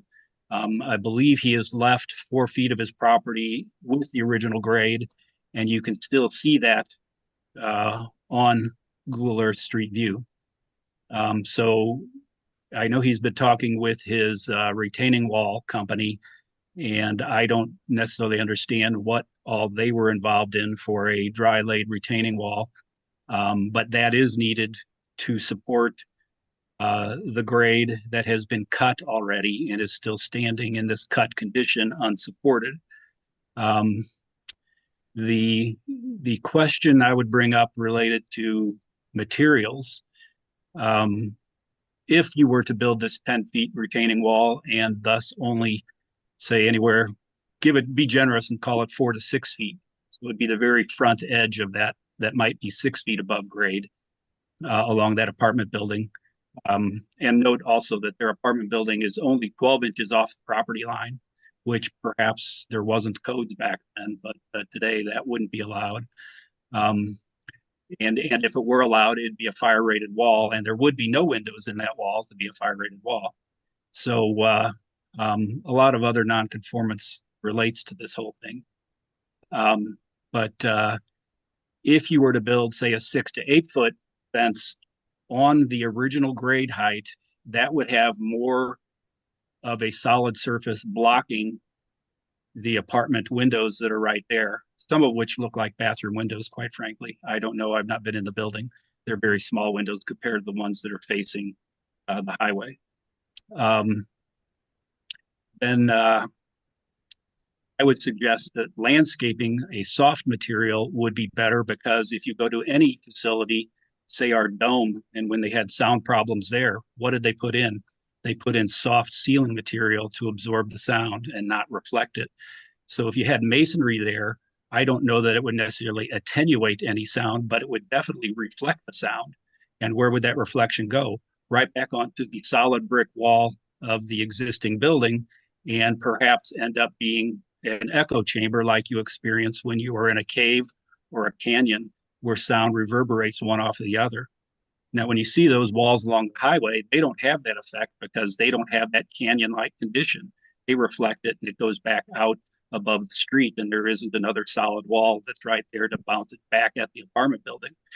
So I would suggest, and I have a plan that I've developed, we didn't have time to submit it yet to you, but we could have very tall trees in addition to this, say, 6 to 8 foot high privacy fence put up, and the trees will be larger than any wall you would ever build here, because you're not going to build a 2 or 3 story wall to completely block off the apartments.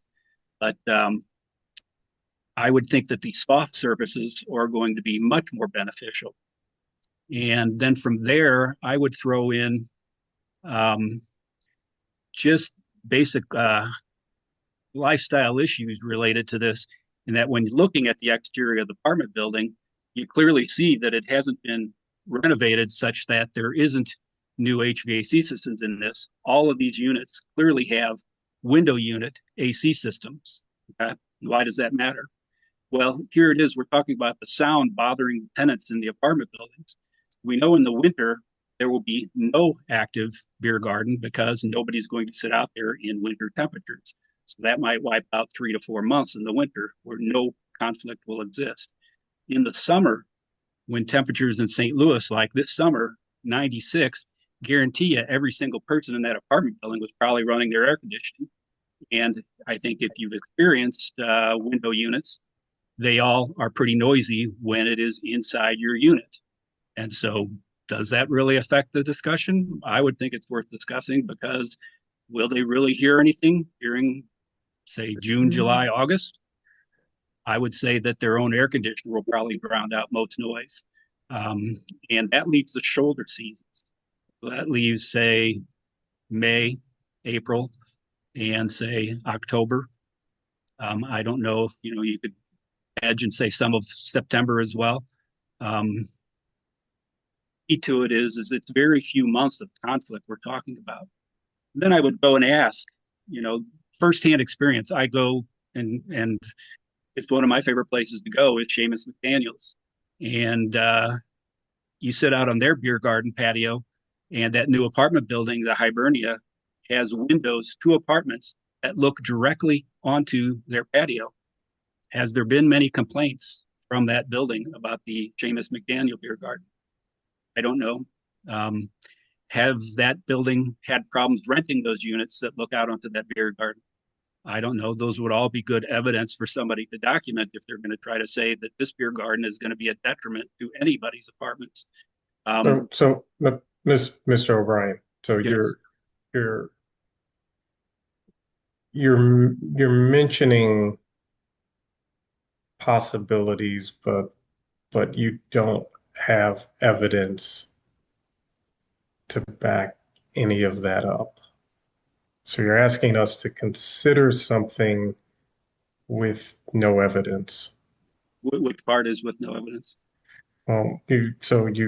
You've mentioned the other apartment, and your testimonies.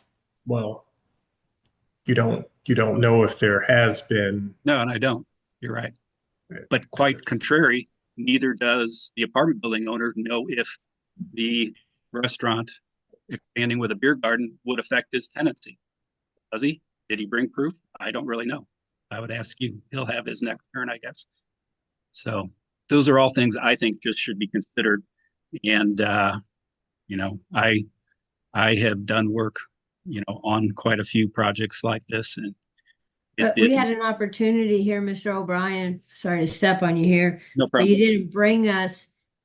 I was hoping that we would get an opportunity to see what you were going to bring, which was a drawing to say, look, this is what you said. I didn't have an opportunity to do it, but a drawing of what you were proposing, a soft scale of, we're going to do trees, tall trees. Well, how long is it going to take for tall trees to grow? Are you going to put mature trees in next to that?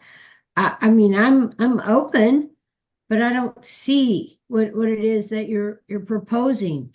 Do you want us to to put this on hold until you have an opportunity to bring us a plan? Well, would you like to see a plan? Teach me how to use share screen in this? I've never done it before, but I could Well, share. They don't allow us to do that, Okay. unfortunately, Mr. Well, O'Brien. They okay. allow you to submit documents in advance for us to Okay. see and consider. Well, I'd ask then David Guller to submit that after this is over, and he can email it to you at the very end of this because he has that document. It shows a heavily planted. I'm not in green charge strip. of that, unfortunately, Mr. O'Brien.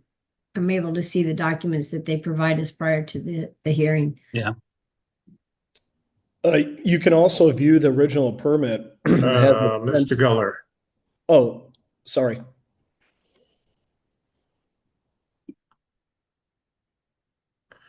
So, Mr. O'Brien, your testimony was talked about soft surfaces, which I understand,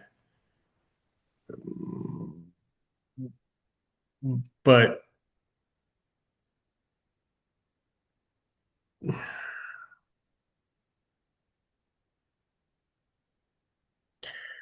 I don't. Well, one, I have not seen your plan, so I can't really speak to how you would address this in its entirety such that there are no opening spaces that allow sound to pass. I agree with you as it relates to soft surfaces, but you've not provided anything that speaks to that other than testimony of what it could potentially be.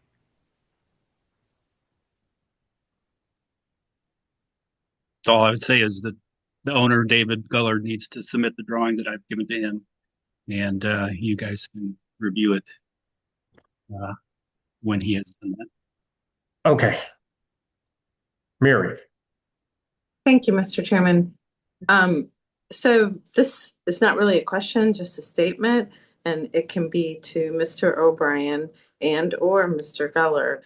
If you do have a drawing that you would like the board to consider, you'll need to send it to us before this meeting ends, because after the meeting is over and the chairman has closed the meeting, we can't consider any new evidence.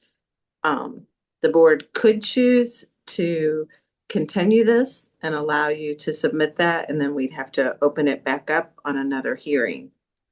I just want to make sure you understand that the board can't consider the plan once the hearing has been concluded today. It would have to happen before the hearing was concluded. And all of that will be at the chairman's discretion.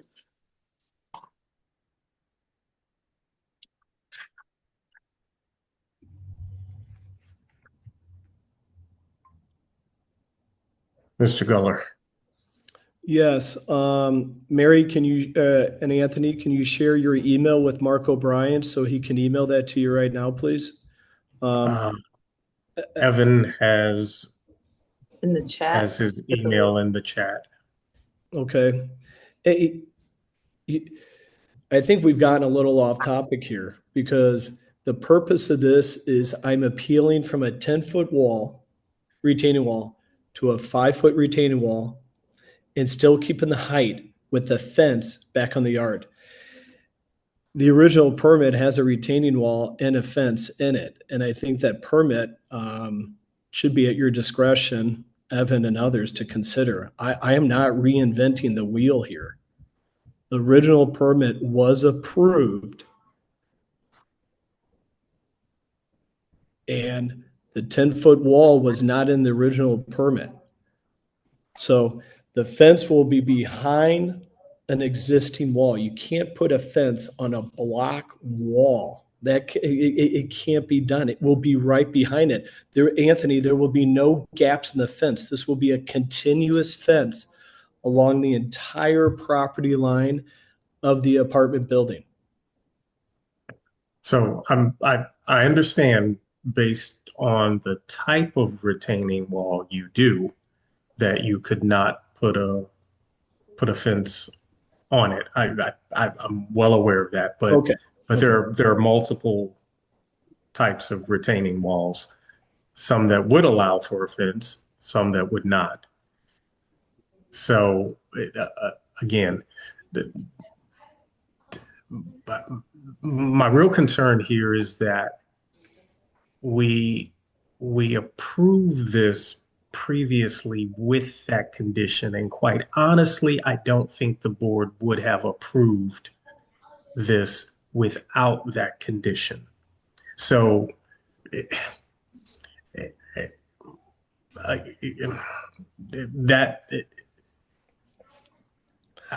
am Yes. But Anthony, have you driven by this property? Yes. Yes. There Yes, is, I have. there's no earth behind a 10-foot wall. It will look like a prison. It will look terrible. And the cost is astronomical. That is not a common sense solution to this situation. A retaining wall to keep earth from falling and a fence behind it. This is, it's impossible.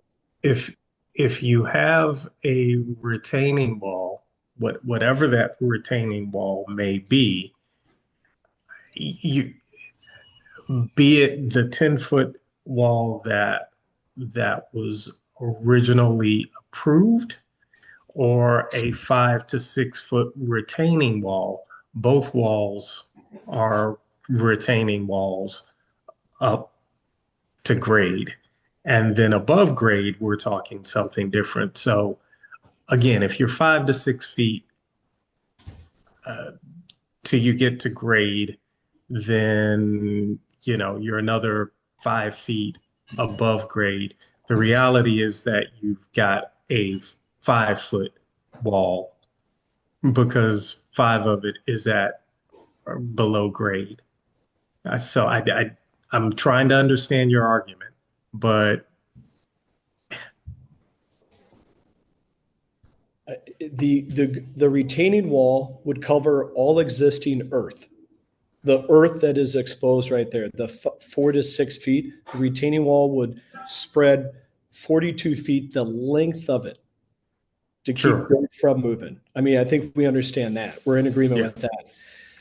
The fence would be on earth on the highest grade right there, 6 to 8 foot fence for privacy.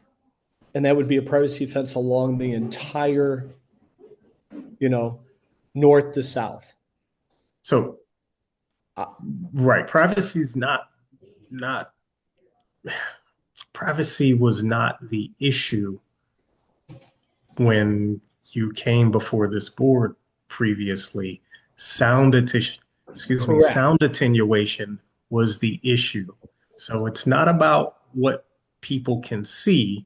It's about what they can hear. And while I understand your architect testified. And landscaping because of the cost. I mean, I can't find anyone to build a 10-foot wall. The cost is enormous and they don't want that liability to build a 10-foot wall without any earth behind it. Well, so help me understand. That's where I think we're not speaking equally. Okay. If you're building a retaining wall that's 4 to 6 feet, that is no different than this wall that we've requested that's 10 feet, because 4 to 6 feet of this wall is in fact a retaining wall. Correct. So it actually does have something behind it. It has earth behind it. Now you have an additional 4 to 6 feet that sits above grade, but it is a retaining wall. You're speaking about a retaining wall separately from what this is. This would be a retaining wall because that's what it does, but it also goes up beyond grade. Correct. So without a retaining wall is, concrete, masonry. Retaining walls could be a number of things, but yes, concrete block, poured concrete, stacked stone. Correct. And there's nothing on the back end to support that. There's no earth to support that. You would have this structure going down. It would look terrible. Anthony. So let's forget about this 10-foot wall. If this were a 5-foot wall that we asked for, you keep discussing a retaining wall. What's the retaining wall retaining? earth. Exactly. The 10-foot wall, let's say that wall was 5 feet. What is it doing? Well, wall retaining wall. No, The it's retaining- so 5 feet of it is a retaining wall. Correct. And that's covering earth. So it's covering earth. And then there's an additional however many more feet above grade. On top of the existing 5 feet, right? That's how it was told to Well, me. yeah, because you're building one wall in its entirety. would just be But a earth- portion of that is a retaining wall. Correct. And it would just be air. It would just be air and CO2 behind that wall. There would be Behind the additional 4 or 5 feet. Yes. But below that, it's actually retaining earth. Correct. Correct. Yeah. So I'm proposing the 5-foot retaining wall, the fence on the grade to go up 8 feet. I'm giving more feet. I'm making this doable, a win-win for all parties here, because the 10-foot masonry wall can't be built. No one wants that liability, and no one can do that. That there would be a continuous wall. I have Mark, a do you want to speak question. about that? What would be your hours of operation of this patio? I think we agreed on it last time. Refresh my memory. I think it would close down around 9 or 10 p.m. Is that correct, Anthony? Yeah, I believe it was 10 or 11, something like that. No, it Condition wasn't. number It one was, is the patio will be vacated at 9 p.m. Sunday 9. through Thursday, and by 10 p.m. Friday and Saturday. Yeah. Correct. And the upper wall, not the retaining wall, but the upper wall, the fence, what would that be made of? Anthony, whatever you want. Do you want vinyl, wood, aluminum? I mean, it would be very, very nice, but it would be a privacy fence. I'm open to recommendations for the fence. What was the original plan? On the Masonry. original- Up the retaining wall height or all the way up, Mona? We'd ask it to be 10 feet masonry wall. I mean, That's what we asked. right. What was it proposed A at 6 that foot time? privacy fence. On top of the retaining wall? No, No. no. There was no. Behind it. He's proposing a retaining wall and a 6 foot fence behind it. That's what he's proposing. I think Joe is asking what was it originally? I don't Uh, remember. And I don't recall. I don't think they're putting anything up, but I don't Yeah, I don't remember. recall there being anything previously, but sent the plans. Okay. Chairman Robinson, Yes, may I ask a question, please? absolutely. And again, this question can be for Mr. O'Brien or Mr. Geller, but in the new plan that was just sent, I just want clarification. So now you're proposing an 8-foot tall privacy fence, is that correct?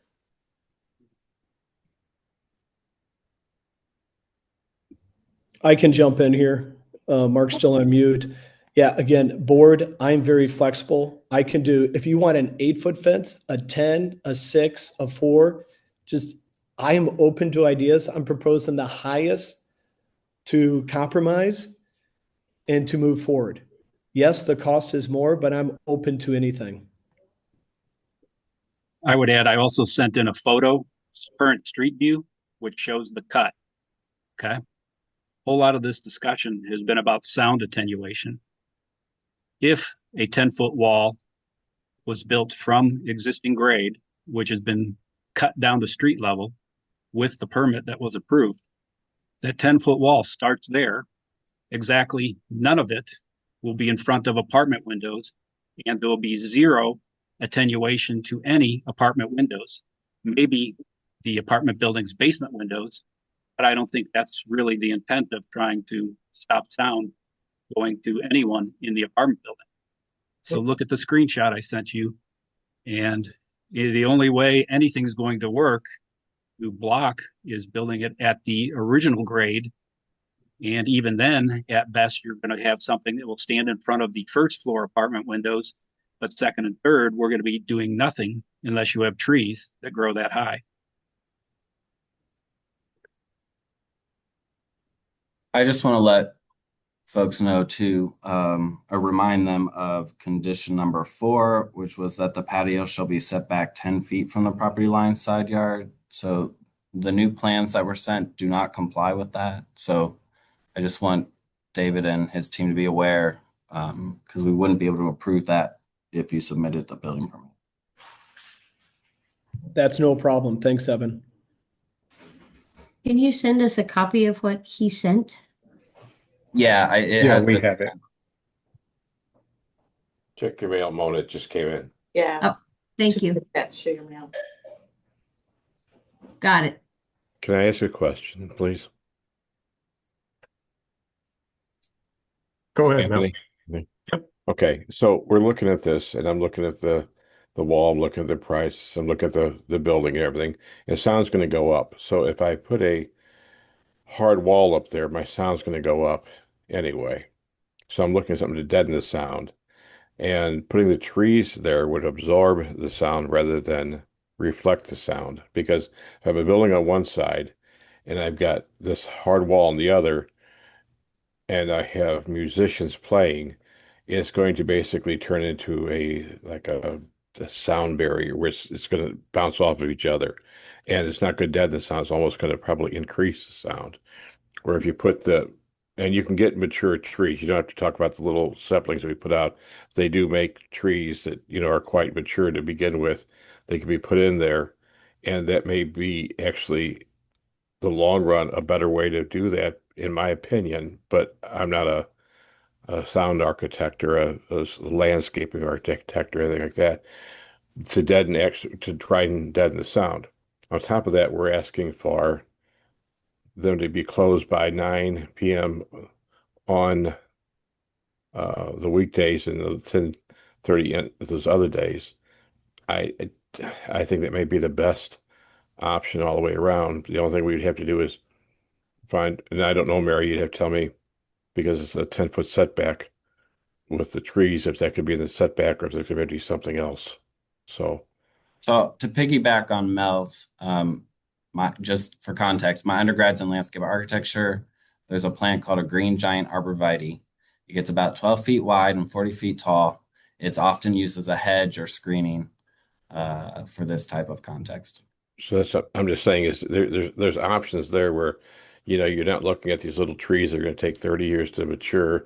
You have something that could be put in that is robust enough to deaden the sound. But I think if you start putting up hard surfaces on both sides, you're just going to amplify the problem, and it's just going to go up anyway. And then the people on the first floor might say, "Oh, it doesn't. I can't hear anything because of that nice wall." But the second and third floor people are going to be like, "Oh my God, did you hear how loud it is?" So at some point in time, we have to say, what's the best option? I think the trees might be the best option. So that's my opinion, and I'll get out of it. Sure. So I think there are a number of ways to potentially attenuate the sound. And I've done a quick review between corrugated panels, which are not flat surfaces that could achieve that, along with various types of fencing in addition to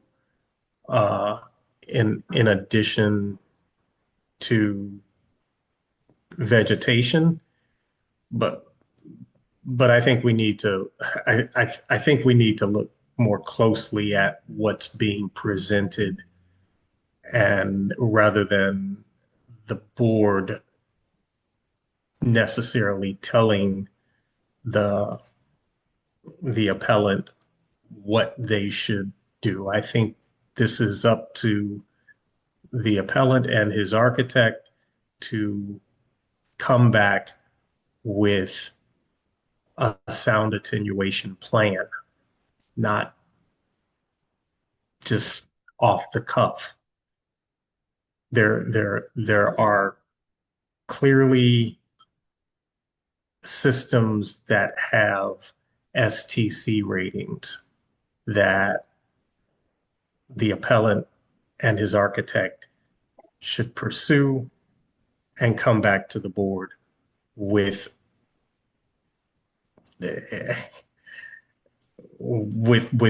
actual information that we can review. That's my thought. David, did you have something else you needed to add, sir? Yes. Anthony, why would we kick this down the road? No other bar has gone through the scrutiny and has to meet all this threshold to achieve this. McGurk's didn't have this. Any of the breweries didn't have to do this. I'm held at a higher standard here and threshold than any other bar that you guys have been given a permit, and then they built a patio and move forward. This is not a fair process here because of the standard that's been applied in the past, and now it's different for this. We have given all the information that we can to have a retaining wall and a fence, and the needle keeps moving. This is not the same process that is applied to everyone else. So Mr. Fuller, I would respectfully disagree. The difference here is that you had neighbors that came out and testified against you. That's not what has happened. No, that is not the case, Anthony. The only one that has testified, is Michael Litsky, the owner of that apartment building. No one else has came out against this. No one. I don't know anyone. They didn't sign the liquor permit, and they're still opposing everything I do, and they sued the Board of Adjustments last week to appeal the original variance. They are the obstacle. No one else is fighting this besides the Litskys next door. That is the truth. It's not a fair process, this whole thing. You keep pushing, asking for more and more, and I've given everything we can. I have Mark O'Brien here testifying. I have legal on the line here, Pat McCarthy. I'm getting eaten up with legal costs and these shenanigans. This is just getting, no one else has held this standard, Anthony, and I'm sorry I'm upset, but it's costing me money and time, Anthony. I understand, Mr. Guller. So here's the thing. The board made a decision. You could have either abided by that decision or no one's changed anything. Let's be clear. Correct. The decision was made. Correct. And you could either abide by the decision or your option was to appeal the decision, but you still have the option to abide by the original decision, Mr. Guller. Correct. No one's moved the goalpost at all on you. But it's the original decision it can't be done. I can't find a landscaper that would do this and keep the cost reasonable. No one's building a 10-foot wall with no earth behind it. I'm sorry. You keep making that statement, but that statement is incorrect. It's not a 10-foot wall with no earth behind it. There is at least half of the wall that would have earth behind it. Your statement is not factual. Correct. Correct. It's 5 foot and then 5 foot extending with nothing behind it. Correct.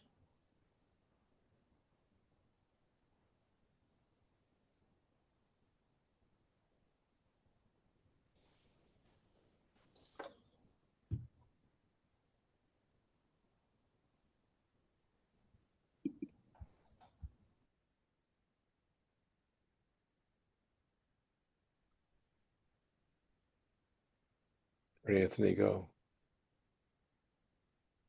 I don't see his. Mary, you got your hand up? I think I made him mad. No, I think he might have just, Yeah, I think he got kicked off, guys. yeah. Mary? I do have my hand up, but I will wait for Mr. Robinson to rejoin the meeting before I speak. Thank you. We're texting him to see if there's any Thank way you. we can assist.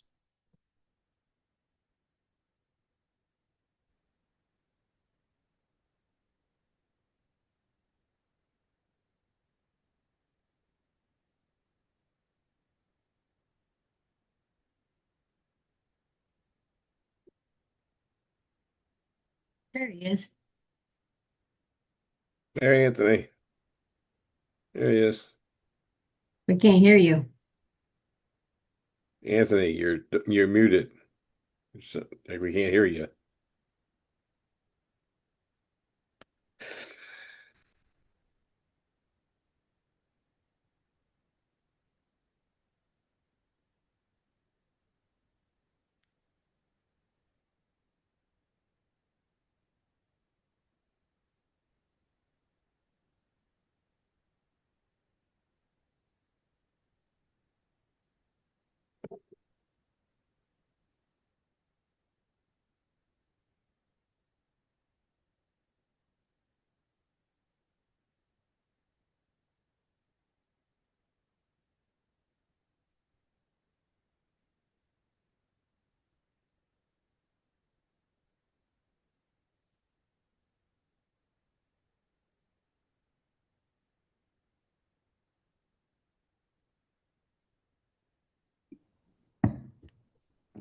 Is someone texting him? Yeah, he's figuring out his audio. Oh, okay.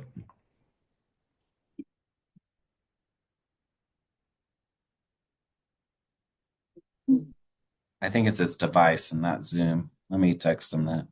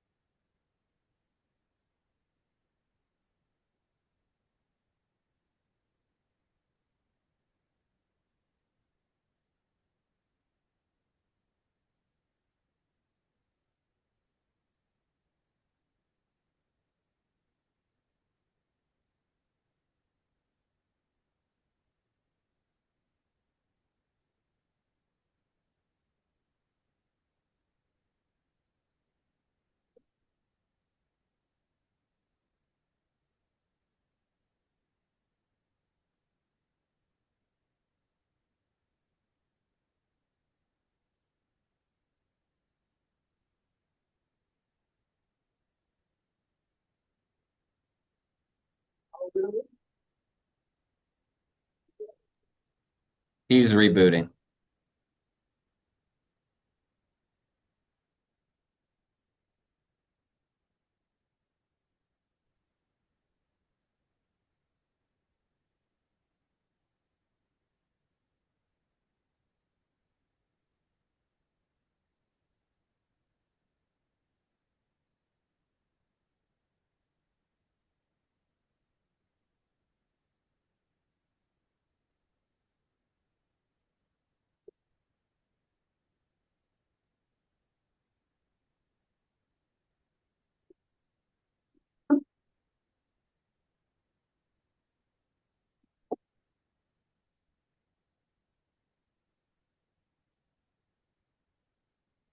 You can take it with you if you want it.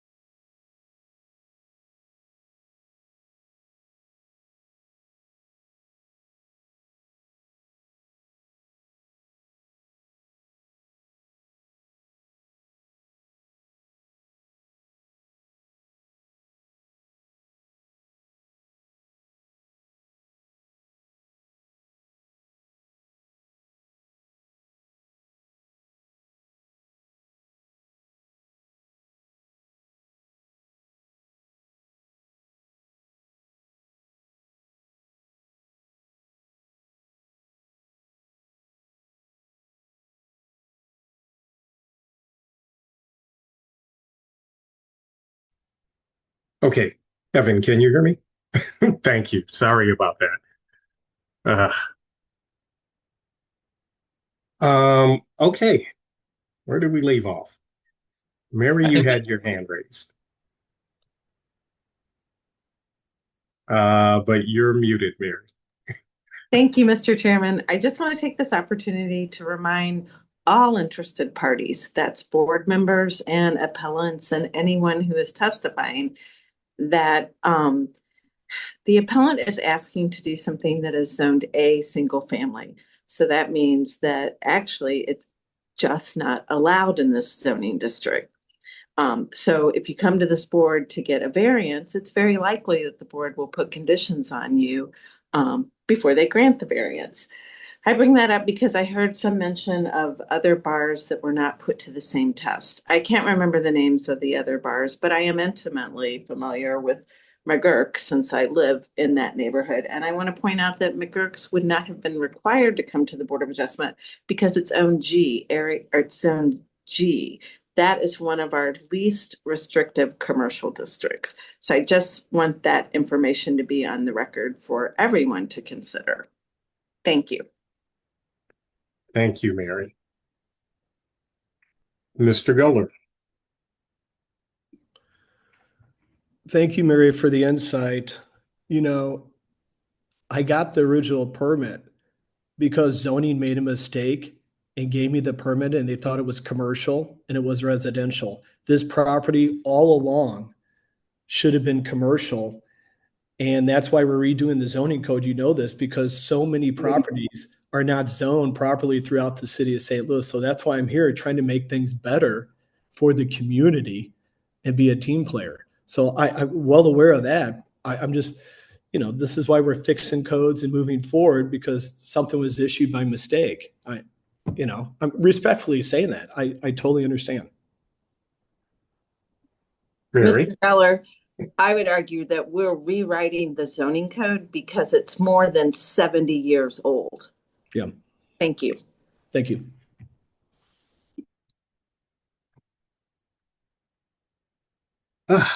Any other board members have any questions?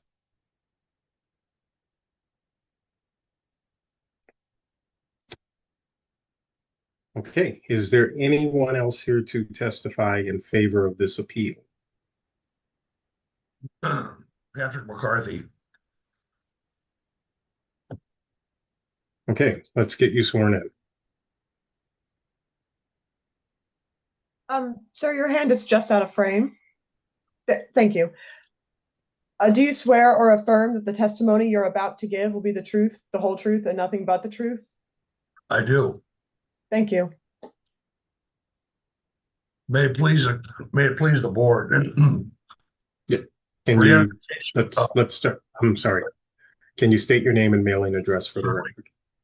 Patrick J. McCarthy, 1309 Convention Plaza, St. Louis, Missouri, 63103. Okay, proceed with your testimony.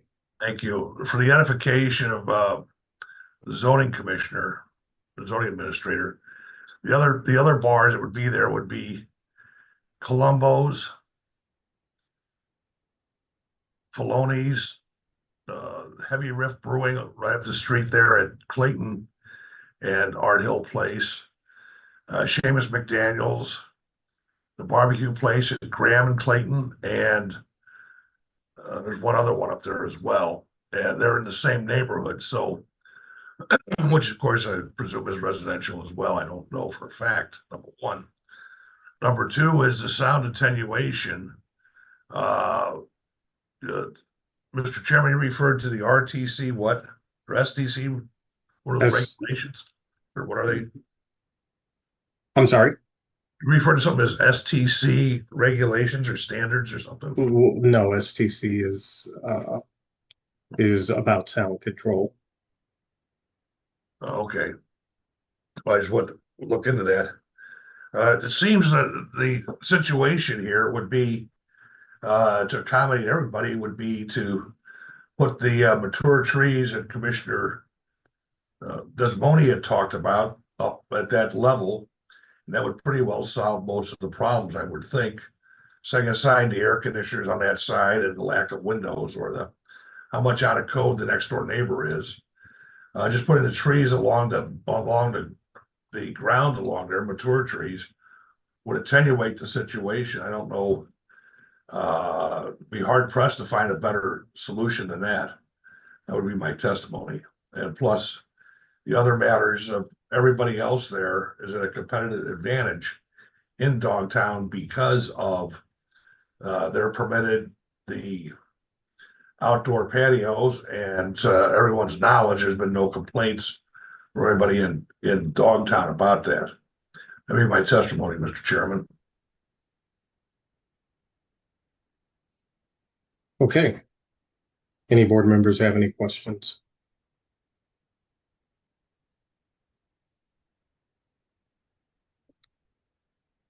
Is there anyone else here to testify in favor of this appeal?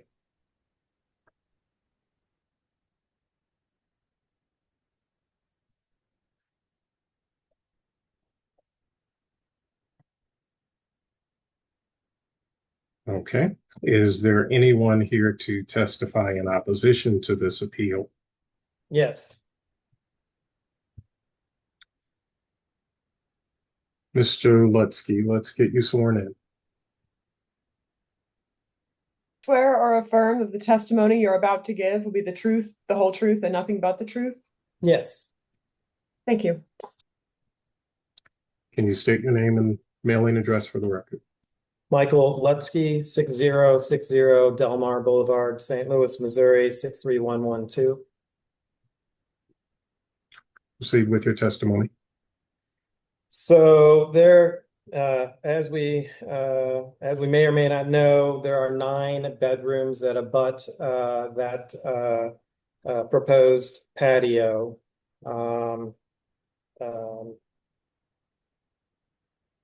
You know, as far as Mr. Guller, I believe doesn't care about the neighborhood. We do.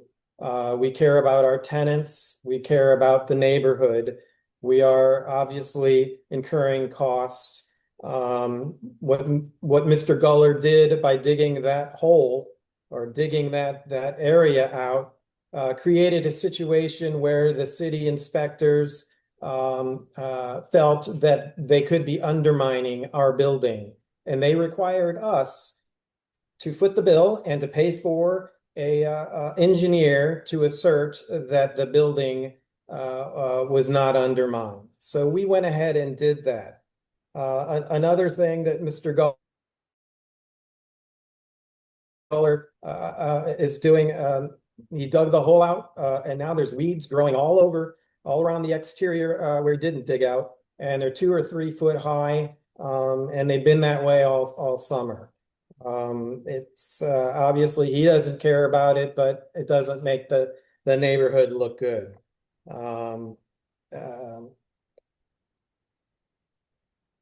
As far as you know, I did not have our attorney. I didn't have my ex-wife. I didn't have an architect here to tell you that things were great and should approve it. But I do have 55 signatures of people in the neighborhood from TAM, from Art Hill Place, from Oakland, 55 people who agree that a 226-person patio next to 9 bedrooms and in a residential neighborhood is not a good thing. And I've talked to many people getting the signatures, and more importantly, they feel that the parking is already hard to park at night when they come home from work, and you have a 226 person patio. Obviously, it's going to be even more difficult to park. Excuse me, Mr. Lutsky, did you submit that petition to the city, or you're just holding that up for us to I kind to did see. not submit it. I've talked to our attorney, and he said that the Mr. Guller turned in this appeal yesterday. So unfortunately, we were unable to get any information regarding it. Well, As far he as didn't. This had to be posted, so he didn't turn it in yesterday. well, I'm not Okay. really sure what So our, our no. attorney. You're gonna throw stuff out here. Let's be fair. He Okay, did not I just agree. turn in I yesterday. agree. Sir, I I'm agree. talking. I'm not Mr. really sure Lusky. what my Mr. Lusky, attorney. I'm Yeah. talking. One person to speak. Mr. Lusky. Mr. Lusky, I'm speaking. Okay? Let's get that straight. This was not turned in yesterday, it was posted. If you have your petitions, then they should have been submitted. Is that clear? I understand. Thank you. I would like to read the petition, what we asked the neighborhood, and what we wrote was, since I was unable to attend the board meeting of June 25th, 2025, and considering the outcome of that meeting, I'm now anxious for you to consider my concerns. The proposed expansion of the Pat Connolly Tavern at 6400 Oakland Avenue into our exclusively residential neighborhood will, I'm sure, create a great amount of noise, parking problems, and other problems associated with bars. As a person who enjoys the existing neighborhood, I feel that to live any closer to a bar and grill will create considerable noise and discomfort to all immediate neighbors and the neighborhood. The proximity to my home of the proposed 226-person outdoor beer garden patio on the residential lot of 6402 Oakland will change the warmth of our residential neighborhood and in probability force me to move. I cannot imagine living next to this, nor can I understand how our neighbors at Pat's could consider this kind of encroachment into our residential neighborhood, especially after the courts previously denied similar requests. I urge you to deny for this most unpleasant change in the residential nature of the neighborhood. Thank you for your consideration. I'm sorry, I urge you to deny the appeal. So anyway, that is outside of people that we have hired or immediate family. This is the neighborhood. And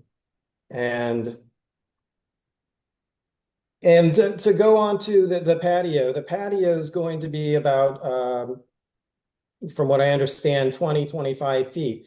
I mean, you've got a concrete floor, you've got a concrete wall of Pat's, you've got concrete wall of our building at 6408. I mean, the noise is going to echo no matter what you do. And all you can do is try to alleviate it the best you can. As far as putting in trees, well, Mr. Guller cut down 3 large existing trees that were there, 50-year, 75-year-old oak and other trees. So now I think that Mr. Guller's planning on this has not been the best, considering he didn't even check to see if it was zoned residential before he started. But anyway, I do not think trees, especially if they're deciduous and they lose their leaves half the year, I don't think that's going to be a solution to our problem. As far as other bars, all of the other bars they're mentioning are in commercial districts. I don't think any of them have encroached into the residential neighborhoods.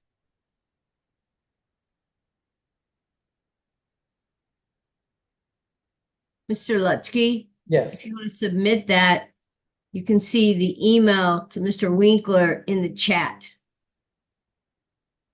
But we will have to receive it before the meeting is adjourned. Correct. Consider it. Thank you, Mary. Yes. Okay, I don't know how I would do that. You can scan it in and send it by email. Can I take a picture and send it by email? Yeah, you can take a picture of it.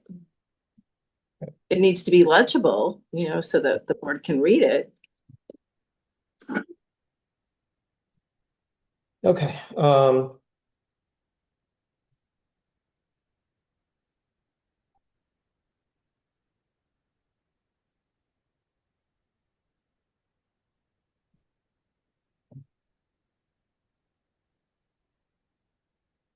does anyone have any questions?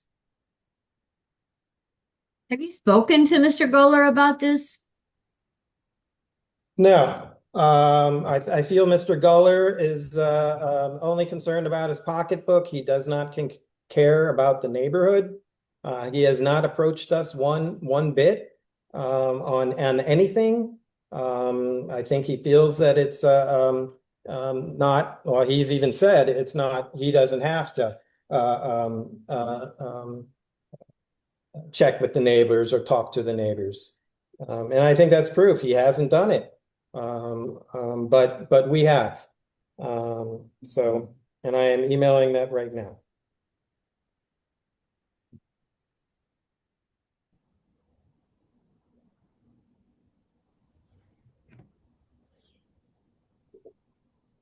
Any board members have any questions for any additional questions for Mr. Lutsky? I'm sorry, I do not see the email. I'm in the chat.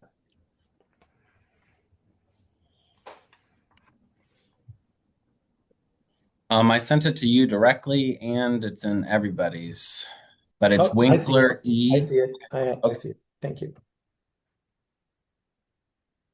That's actually interesting. Evan, did you, because I actually can't see the chat now, but I sent you 2 private messages. Did you receive those? I did, yes. Okay. All right. Did you need me to comment on those? I just thought you were, for my context. No. Okay.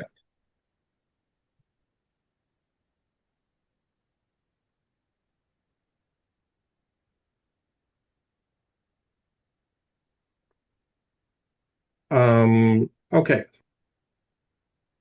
Is there anyone else here to testify in opposition to this appeal?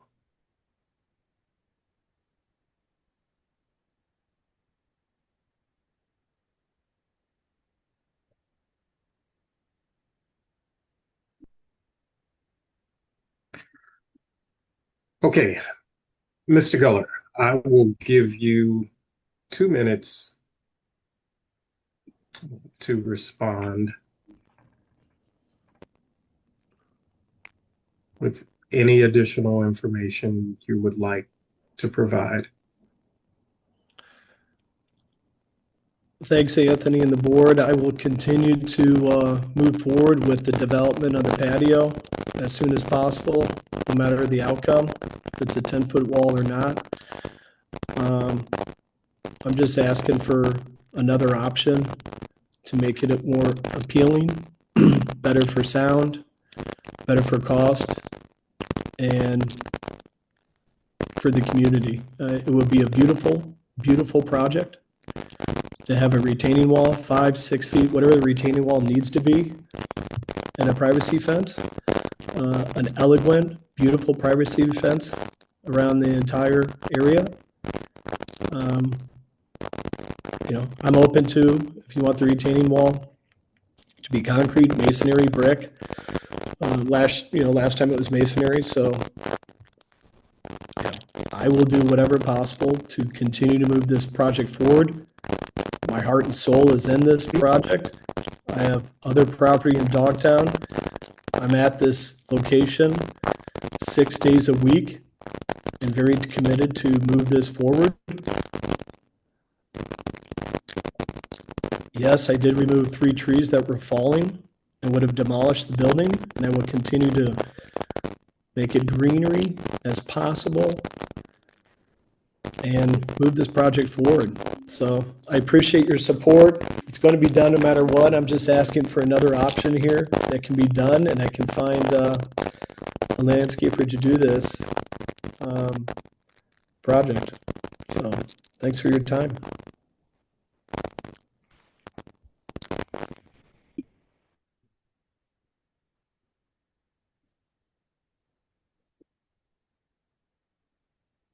Mr. Lutsky, I'll give you 2 minutes to respond. If there's anything additional you'd like to add. You're muted, Mr. Lutsky. Sorry. I think, the whole crux of this meeting is the wall. And I think all I can say is from my personal experience, I did live in that building for 10 years. I lived on the courtyard side, which has a concrete floor, a concrete deck, and obviously walls on both sides, and you can hear everything that people are talking about when they walk into that courtyard. So, the only difference is maybe one wall, but I can tell you, you're gonna hear it all. It's you think a shrubbery or a tree is gonna do something, and I hate to tell you that it's just it might muffle it a little bit, but it's not going to make it much of a difference. And that's a small area. So, it is what it is. As far as the height of the wall, obviously, we would like it even higher. And Mr. Guller, as far as costs go, well, you should have done some planning before, and probably could have gotten a lot more, a better judgment of cost. But as far as the wall, we would like it as high as possible. And so would our tenants and neighbors. That's it. Thank you. Thank you, Mr. Lutsky.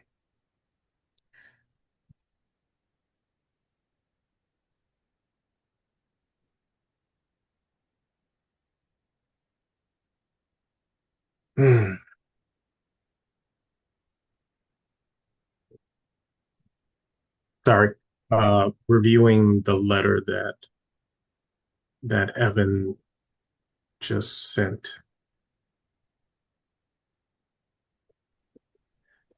Yeah, it looks like it's the letter, and then correct me if I'm wrong, Mr. Lutsky, but it looks like you made a letter and then people were able to sign it. You took a photo of the top, but there's only one signature on that page, so we don't have record for exhibits in our files of the 54 others. But I'm happy to read that letter into the record and cite the signature of who was able to, if the board or the chairman would like me to do that. I think I already read it. Did email it. Okay, you read it. I did. Yes, Mr. Lutsky read it into the record. I was just reviewing it. Right. Okay.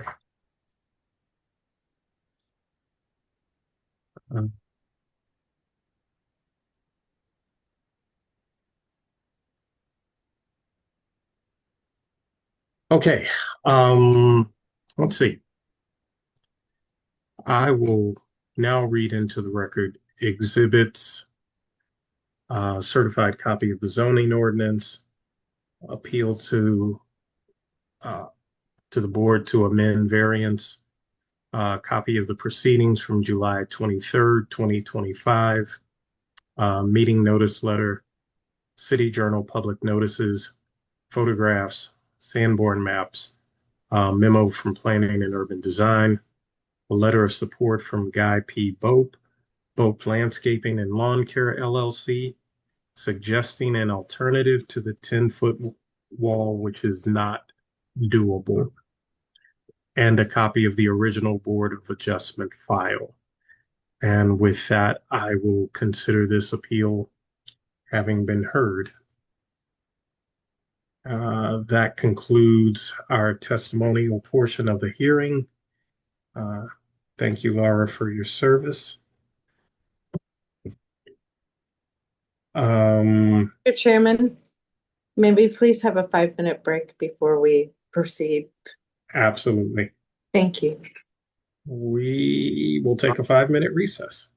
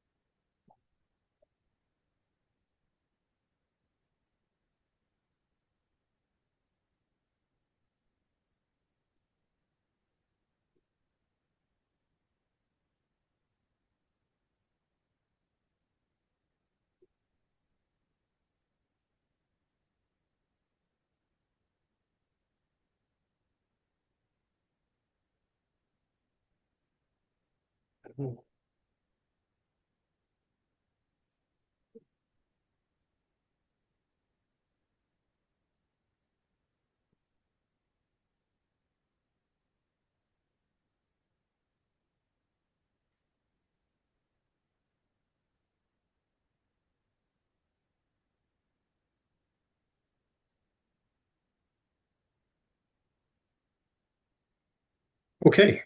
Board members, we ready?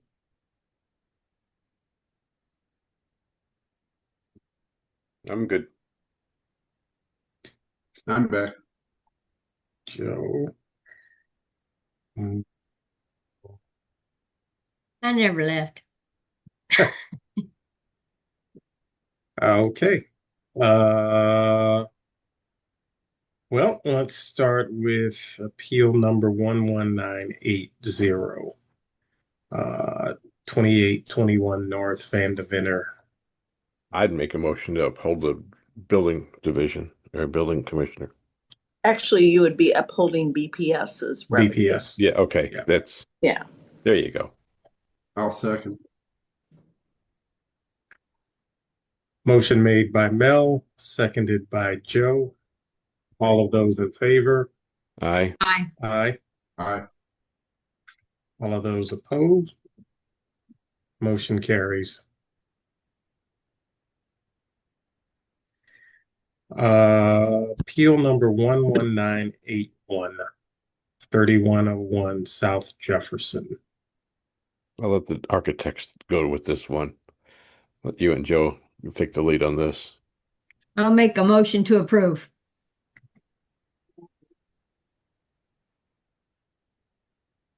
Joe? I'll second. I don't have any problem with this project. Okay. Yeah. I don't either. Motion made by Mona, seconded by Joe. All of those in favor? Aye. Aye. Aye. Opposed? Motion carries. Findings, Mona? Oh, thanks. To be an asset. Thank you. Sorry, I got ahead of myself. No problem, Barry. Okay. Appeal number 11982, 4041 South Broadway. I don't have a problem with this. I'm very familiar with the building. Do you want to, even as big as that sign is, you're not going to see it. It's not going to be a bother. It's not illuminated, so I'll make a motion to approve. I'll second. Okay. Motion made by Mel, seconded by Joe. All of those in favor? Aye. Aye. Aye. Aye. Opposed? Motion carries. Findings? It will not be a detriment. Yeah, it will not be a detriment, period. Thank you, Mel. And finally, appeal number 11960, 6400 Oakland Avenue. Mary, I got a question. If we continue this, because they've said they've got alternative, they want to do this, or they want trees or whatever, but they didn't have any way to submit those plans for us and giving any background as far as good or bad or whatever. Is that an option to continue this, or do we have to make a vote? You can continue it, and you'll be asking for what I would consider new information. So it would have to be posted and published as we normally do. And I can see Archer nodding, so I think I got that right. Yeah, so there are other options. I know, Mona, you suggested the masonry wall. There are other options, and I sent a couple of them over to Evan. There's a combination of fencing panels that actually have STC ratings. In addition to that, I believe, with vegetation, you could likely achieve a better rating than the masonry wall, but we shouldn't be deciding what that is. The owner and his architect should be providing us with exactly what that is, what that looks like, what the STC rating is. We shouldn't be providing that. The site looks different after they graded it down. It looks 100% different than what it did when we originally looked at it. I was like, holy crap. It looks different. It's totally different. So can we make a motion? And at 20 by 20, I don't think you're gonna get 240 people on that area, but that's beside the point. So basically, with all these other things, I'll make a motion to continue. I have one question before we do that. Okay. The city has an ordinance about sound, correct? Is there a STC or a sound thing that they have to abide to? Isn't it the sound, Decimals. the noise ordinance that's like, is that, I'm sorry, I'm blanking on the word. Decimals. By the police department, I believe. The health Or department. So there's the disturbance one. This would fall under the health department one more, where it's like sort of a constant noise rather than like your neighbors having a fight. Okay. So, and that is measured by decibels, and it varies based on the zone. And the decimal scale is logarithmic, so I don't want to, a small number is a big change, so I don't know exactly that, but I can pull that. I just think if with the information that with Anthony brought up, I just think we probably should let them at least explore those options and then bring us to proof. I just think if you put a concrete wall up here on one side and a concrete wall on the other side, you just make a funnel for noise just to bounce off and go up. The whole idea was to abate the noise to the immediate residence building right next to them. I mean, that was the whole idea behind the condition. Right. It's open to discussion. I'm not an idiot, I don't think. No. Yeah, the appellant can get with Evan. Like I said, I sent Evan two links, and that was done very quickly. So I would suspect that the appellant and his architect could determine what the decibel level requirement is, come back before the board with sound attenuating fence panels, what those STC ratings are, and we can move forward. Some options. I don't think the guy next door, it doesn't matter what we do. I don't know that he may or may not be happy. We're trying to find a win-win. That's my objective. That's what I'm trying to do. Win-win all along was a win-win. That's what I'm trying to do, is because I think if we just put concrete all the way around it, you just make it a sound chamber. Let's see if we can find something that everybody can agree to and live with, and go from there. Yeah. I mean, that's the objective that I'm looking for. Yeah. And that made sense, Mel. That's what made me look at that, and I'm like, okay, there's definitely a better solution, but we shouldn't be telling the appellant what that solution I'd have to say my neighbor has a 10-foot brick wall, and it don't have dirt on both sides. I'm just saying that out loud. Oh, that's not that. I know it can be done, even though there's a letter that maybe it is states that cost it can't. prohibitive, but that doesn't come into play with the Board of Adjustments. Yeah, they can do it because they have those. Yeah, it can be done. Joe, could it be done? Highway. Certainly, it can be done. It's just a very expensive wall. It's a very expensive wall. I know it's a very expensive wall. Here's a suggestion I'd also make would be on the front portion or the first portion where they have the two recessed areas. I would like to see from the existing apartment building that the setback be maintained at 10 feet instead of the 3 feet that it's shown now.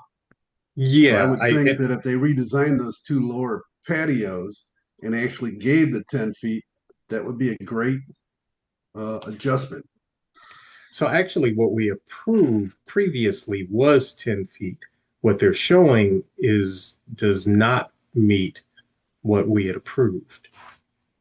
So we're basically have to send it back to them and say, look, give us the plans within the parameters that we approved distance-wise, and show us other things that you could do. And like I said, then we're trying to limit it so it's only till 9 o'clock at night and 10 o'clock on the weekends. I think that also has part to play into it. So, Sure. But we have to have something that we can look at. And I'd like to give Mr. Lansky the opportunity, if he wants to submit, or Lusky, to submit that petition he had, that he can submit all of it, because right now we have one signature. You got a little post note that says 55, but if there's 55 signatures, then let's get that on the record too. I would also like to have a condition that states about the STCs in this area and noise argument about the police or whatever if they get too loud. I don't know what kind of bands he's going to have here. If it's Blue Rock. Remember, you can't be adding any new conditions at this. Oh, okay. No, then It I'm is sorry. just here to amend an existing condition. Okay. So that would be my that would be my motion to continue it No, so we can get more information. You could make that recommendation, Joe, that the appellant consider that, but we can't. Yeah. Okay, I made that recommendation.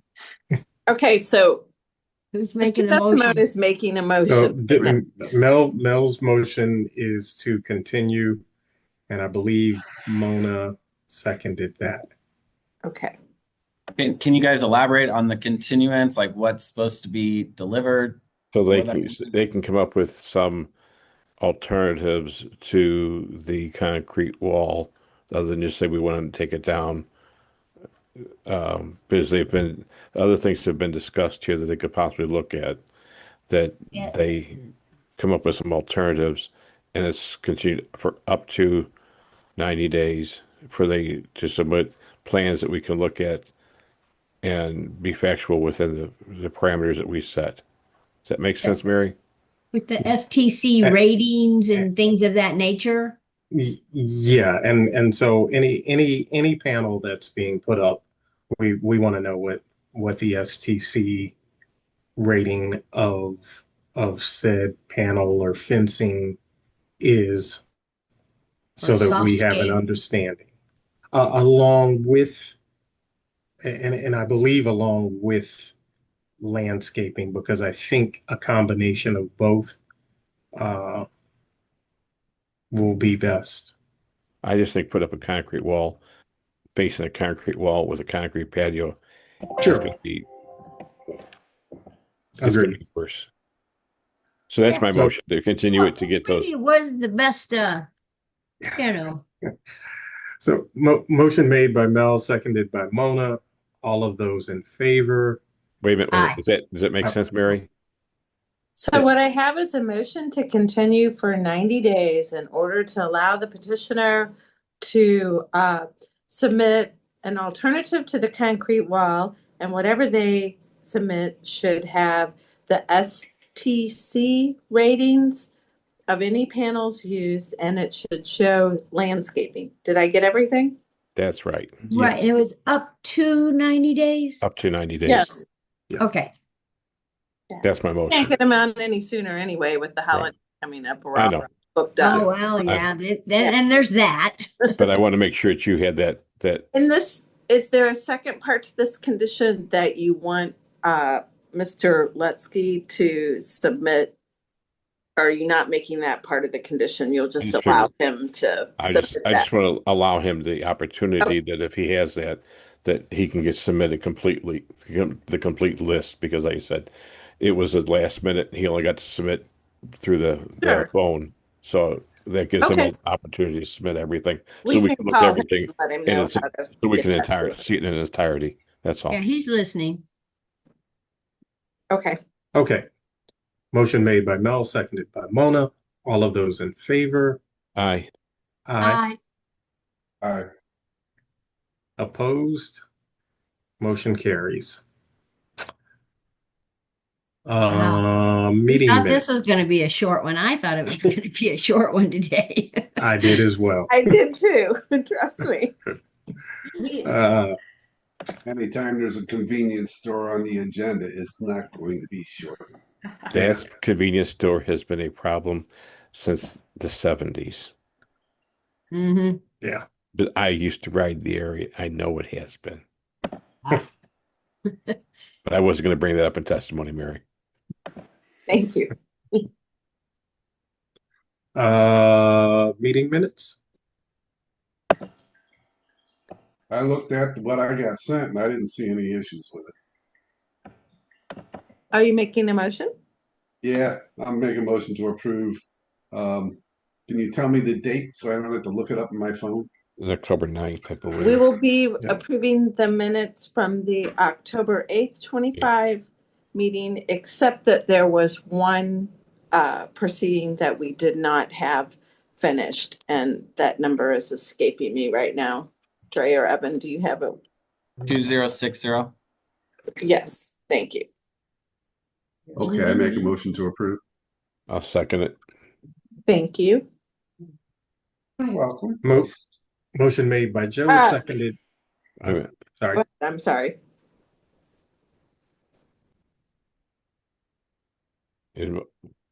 Oh, okay. Go ahead. Motion Finish it. made by Joe, seconded by Mel, minus the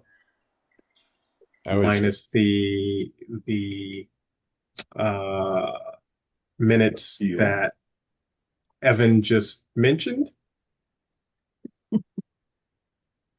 20602. Yes. Thank you. I found it. All of those in favor? Aye. Aye. Aye. Opposed? Meeting minutes are in. New business. We do need Arthur, did we need a closed session? Yes, we need a closed Okay, session. I'm sorry, we went out of order. Joe? I'm here. We are now roll going call to go vote to go into a closed closed session. Joe? Aye. Mel? Yes. Mona? Aye. And that's a yes from me. All right, give me a second to put folks. There's quite a few still in the meeting, so.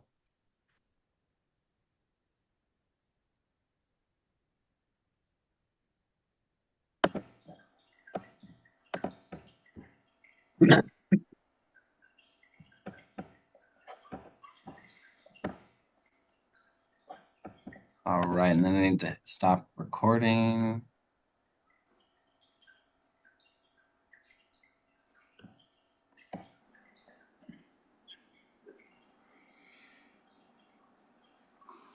All right.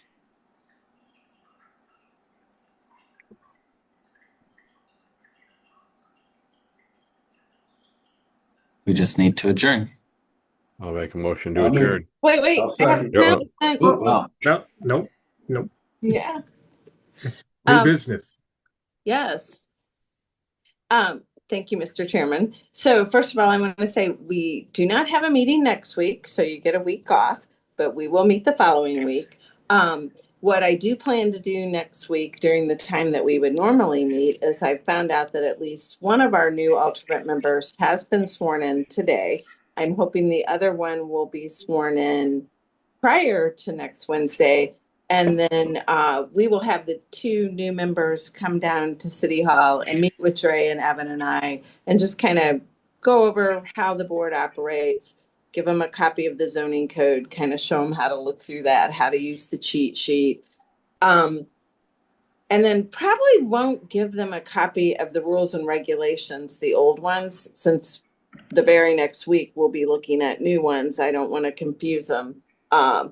But we'll let them know that we're in that process of doing the new rules and regulations. And then we'll be getting updated membership, you know, how you have that list of everybody's address and phone number. We'll get that all updated and stuff and get it passed out to everybody too. So I'm excited. I'm glad we're getting some of our alternate positions filled and we can go back to having 5 members at the board again. And That's what I had a question, Mary. Was one of these two going to be permanent or are you just going to alternate them or how's that going to happen? Both of them were, I mean, of course, that happens at the mayor's discretion. And so the mayor chose to fill the 2 alternate positions first. And I believe what we will do is if we just need one alternate, we will alternate between the two new ones for a while to give them some experience. But then I believe that Mr. Desimone will be going out for his surgery. So that means we'll have 2 vacancies. So there may be a few weeks there that we have both of the alternates. I don't want Mr. Hitt to feel unloved, so we'll still shuffle him through there too. But I'd like to have the 2 new alternates come as often as they can, especially since they're new to this. You may have noticed on the last couple of meetings, not today, but the previous 2 meetings, Mr. Dallas, Jim Dallas, who is one of the new members, has just been watching the board meeting to observe and see how it works. So they're excited. And I'm excited that we're getting some people finally. So yay. Yeah, if I could fill some empty positions, that would be really good too. I'm working on that. And what happened with Rob? So Rob resigned.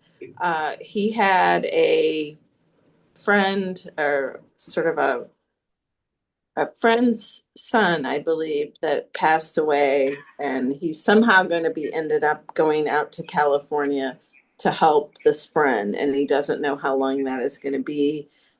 So he just elected to go ahead and resign his position. So yeah, I liked him. I thought he was, fun, and he was nice. He was great on the phone. So I'm sorry, but things happen.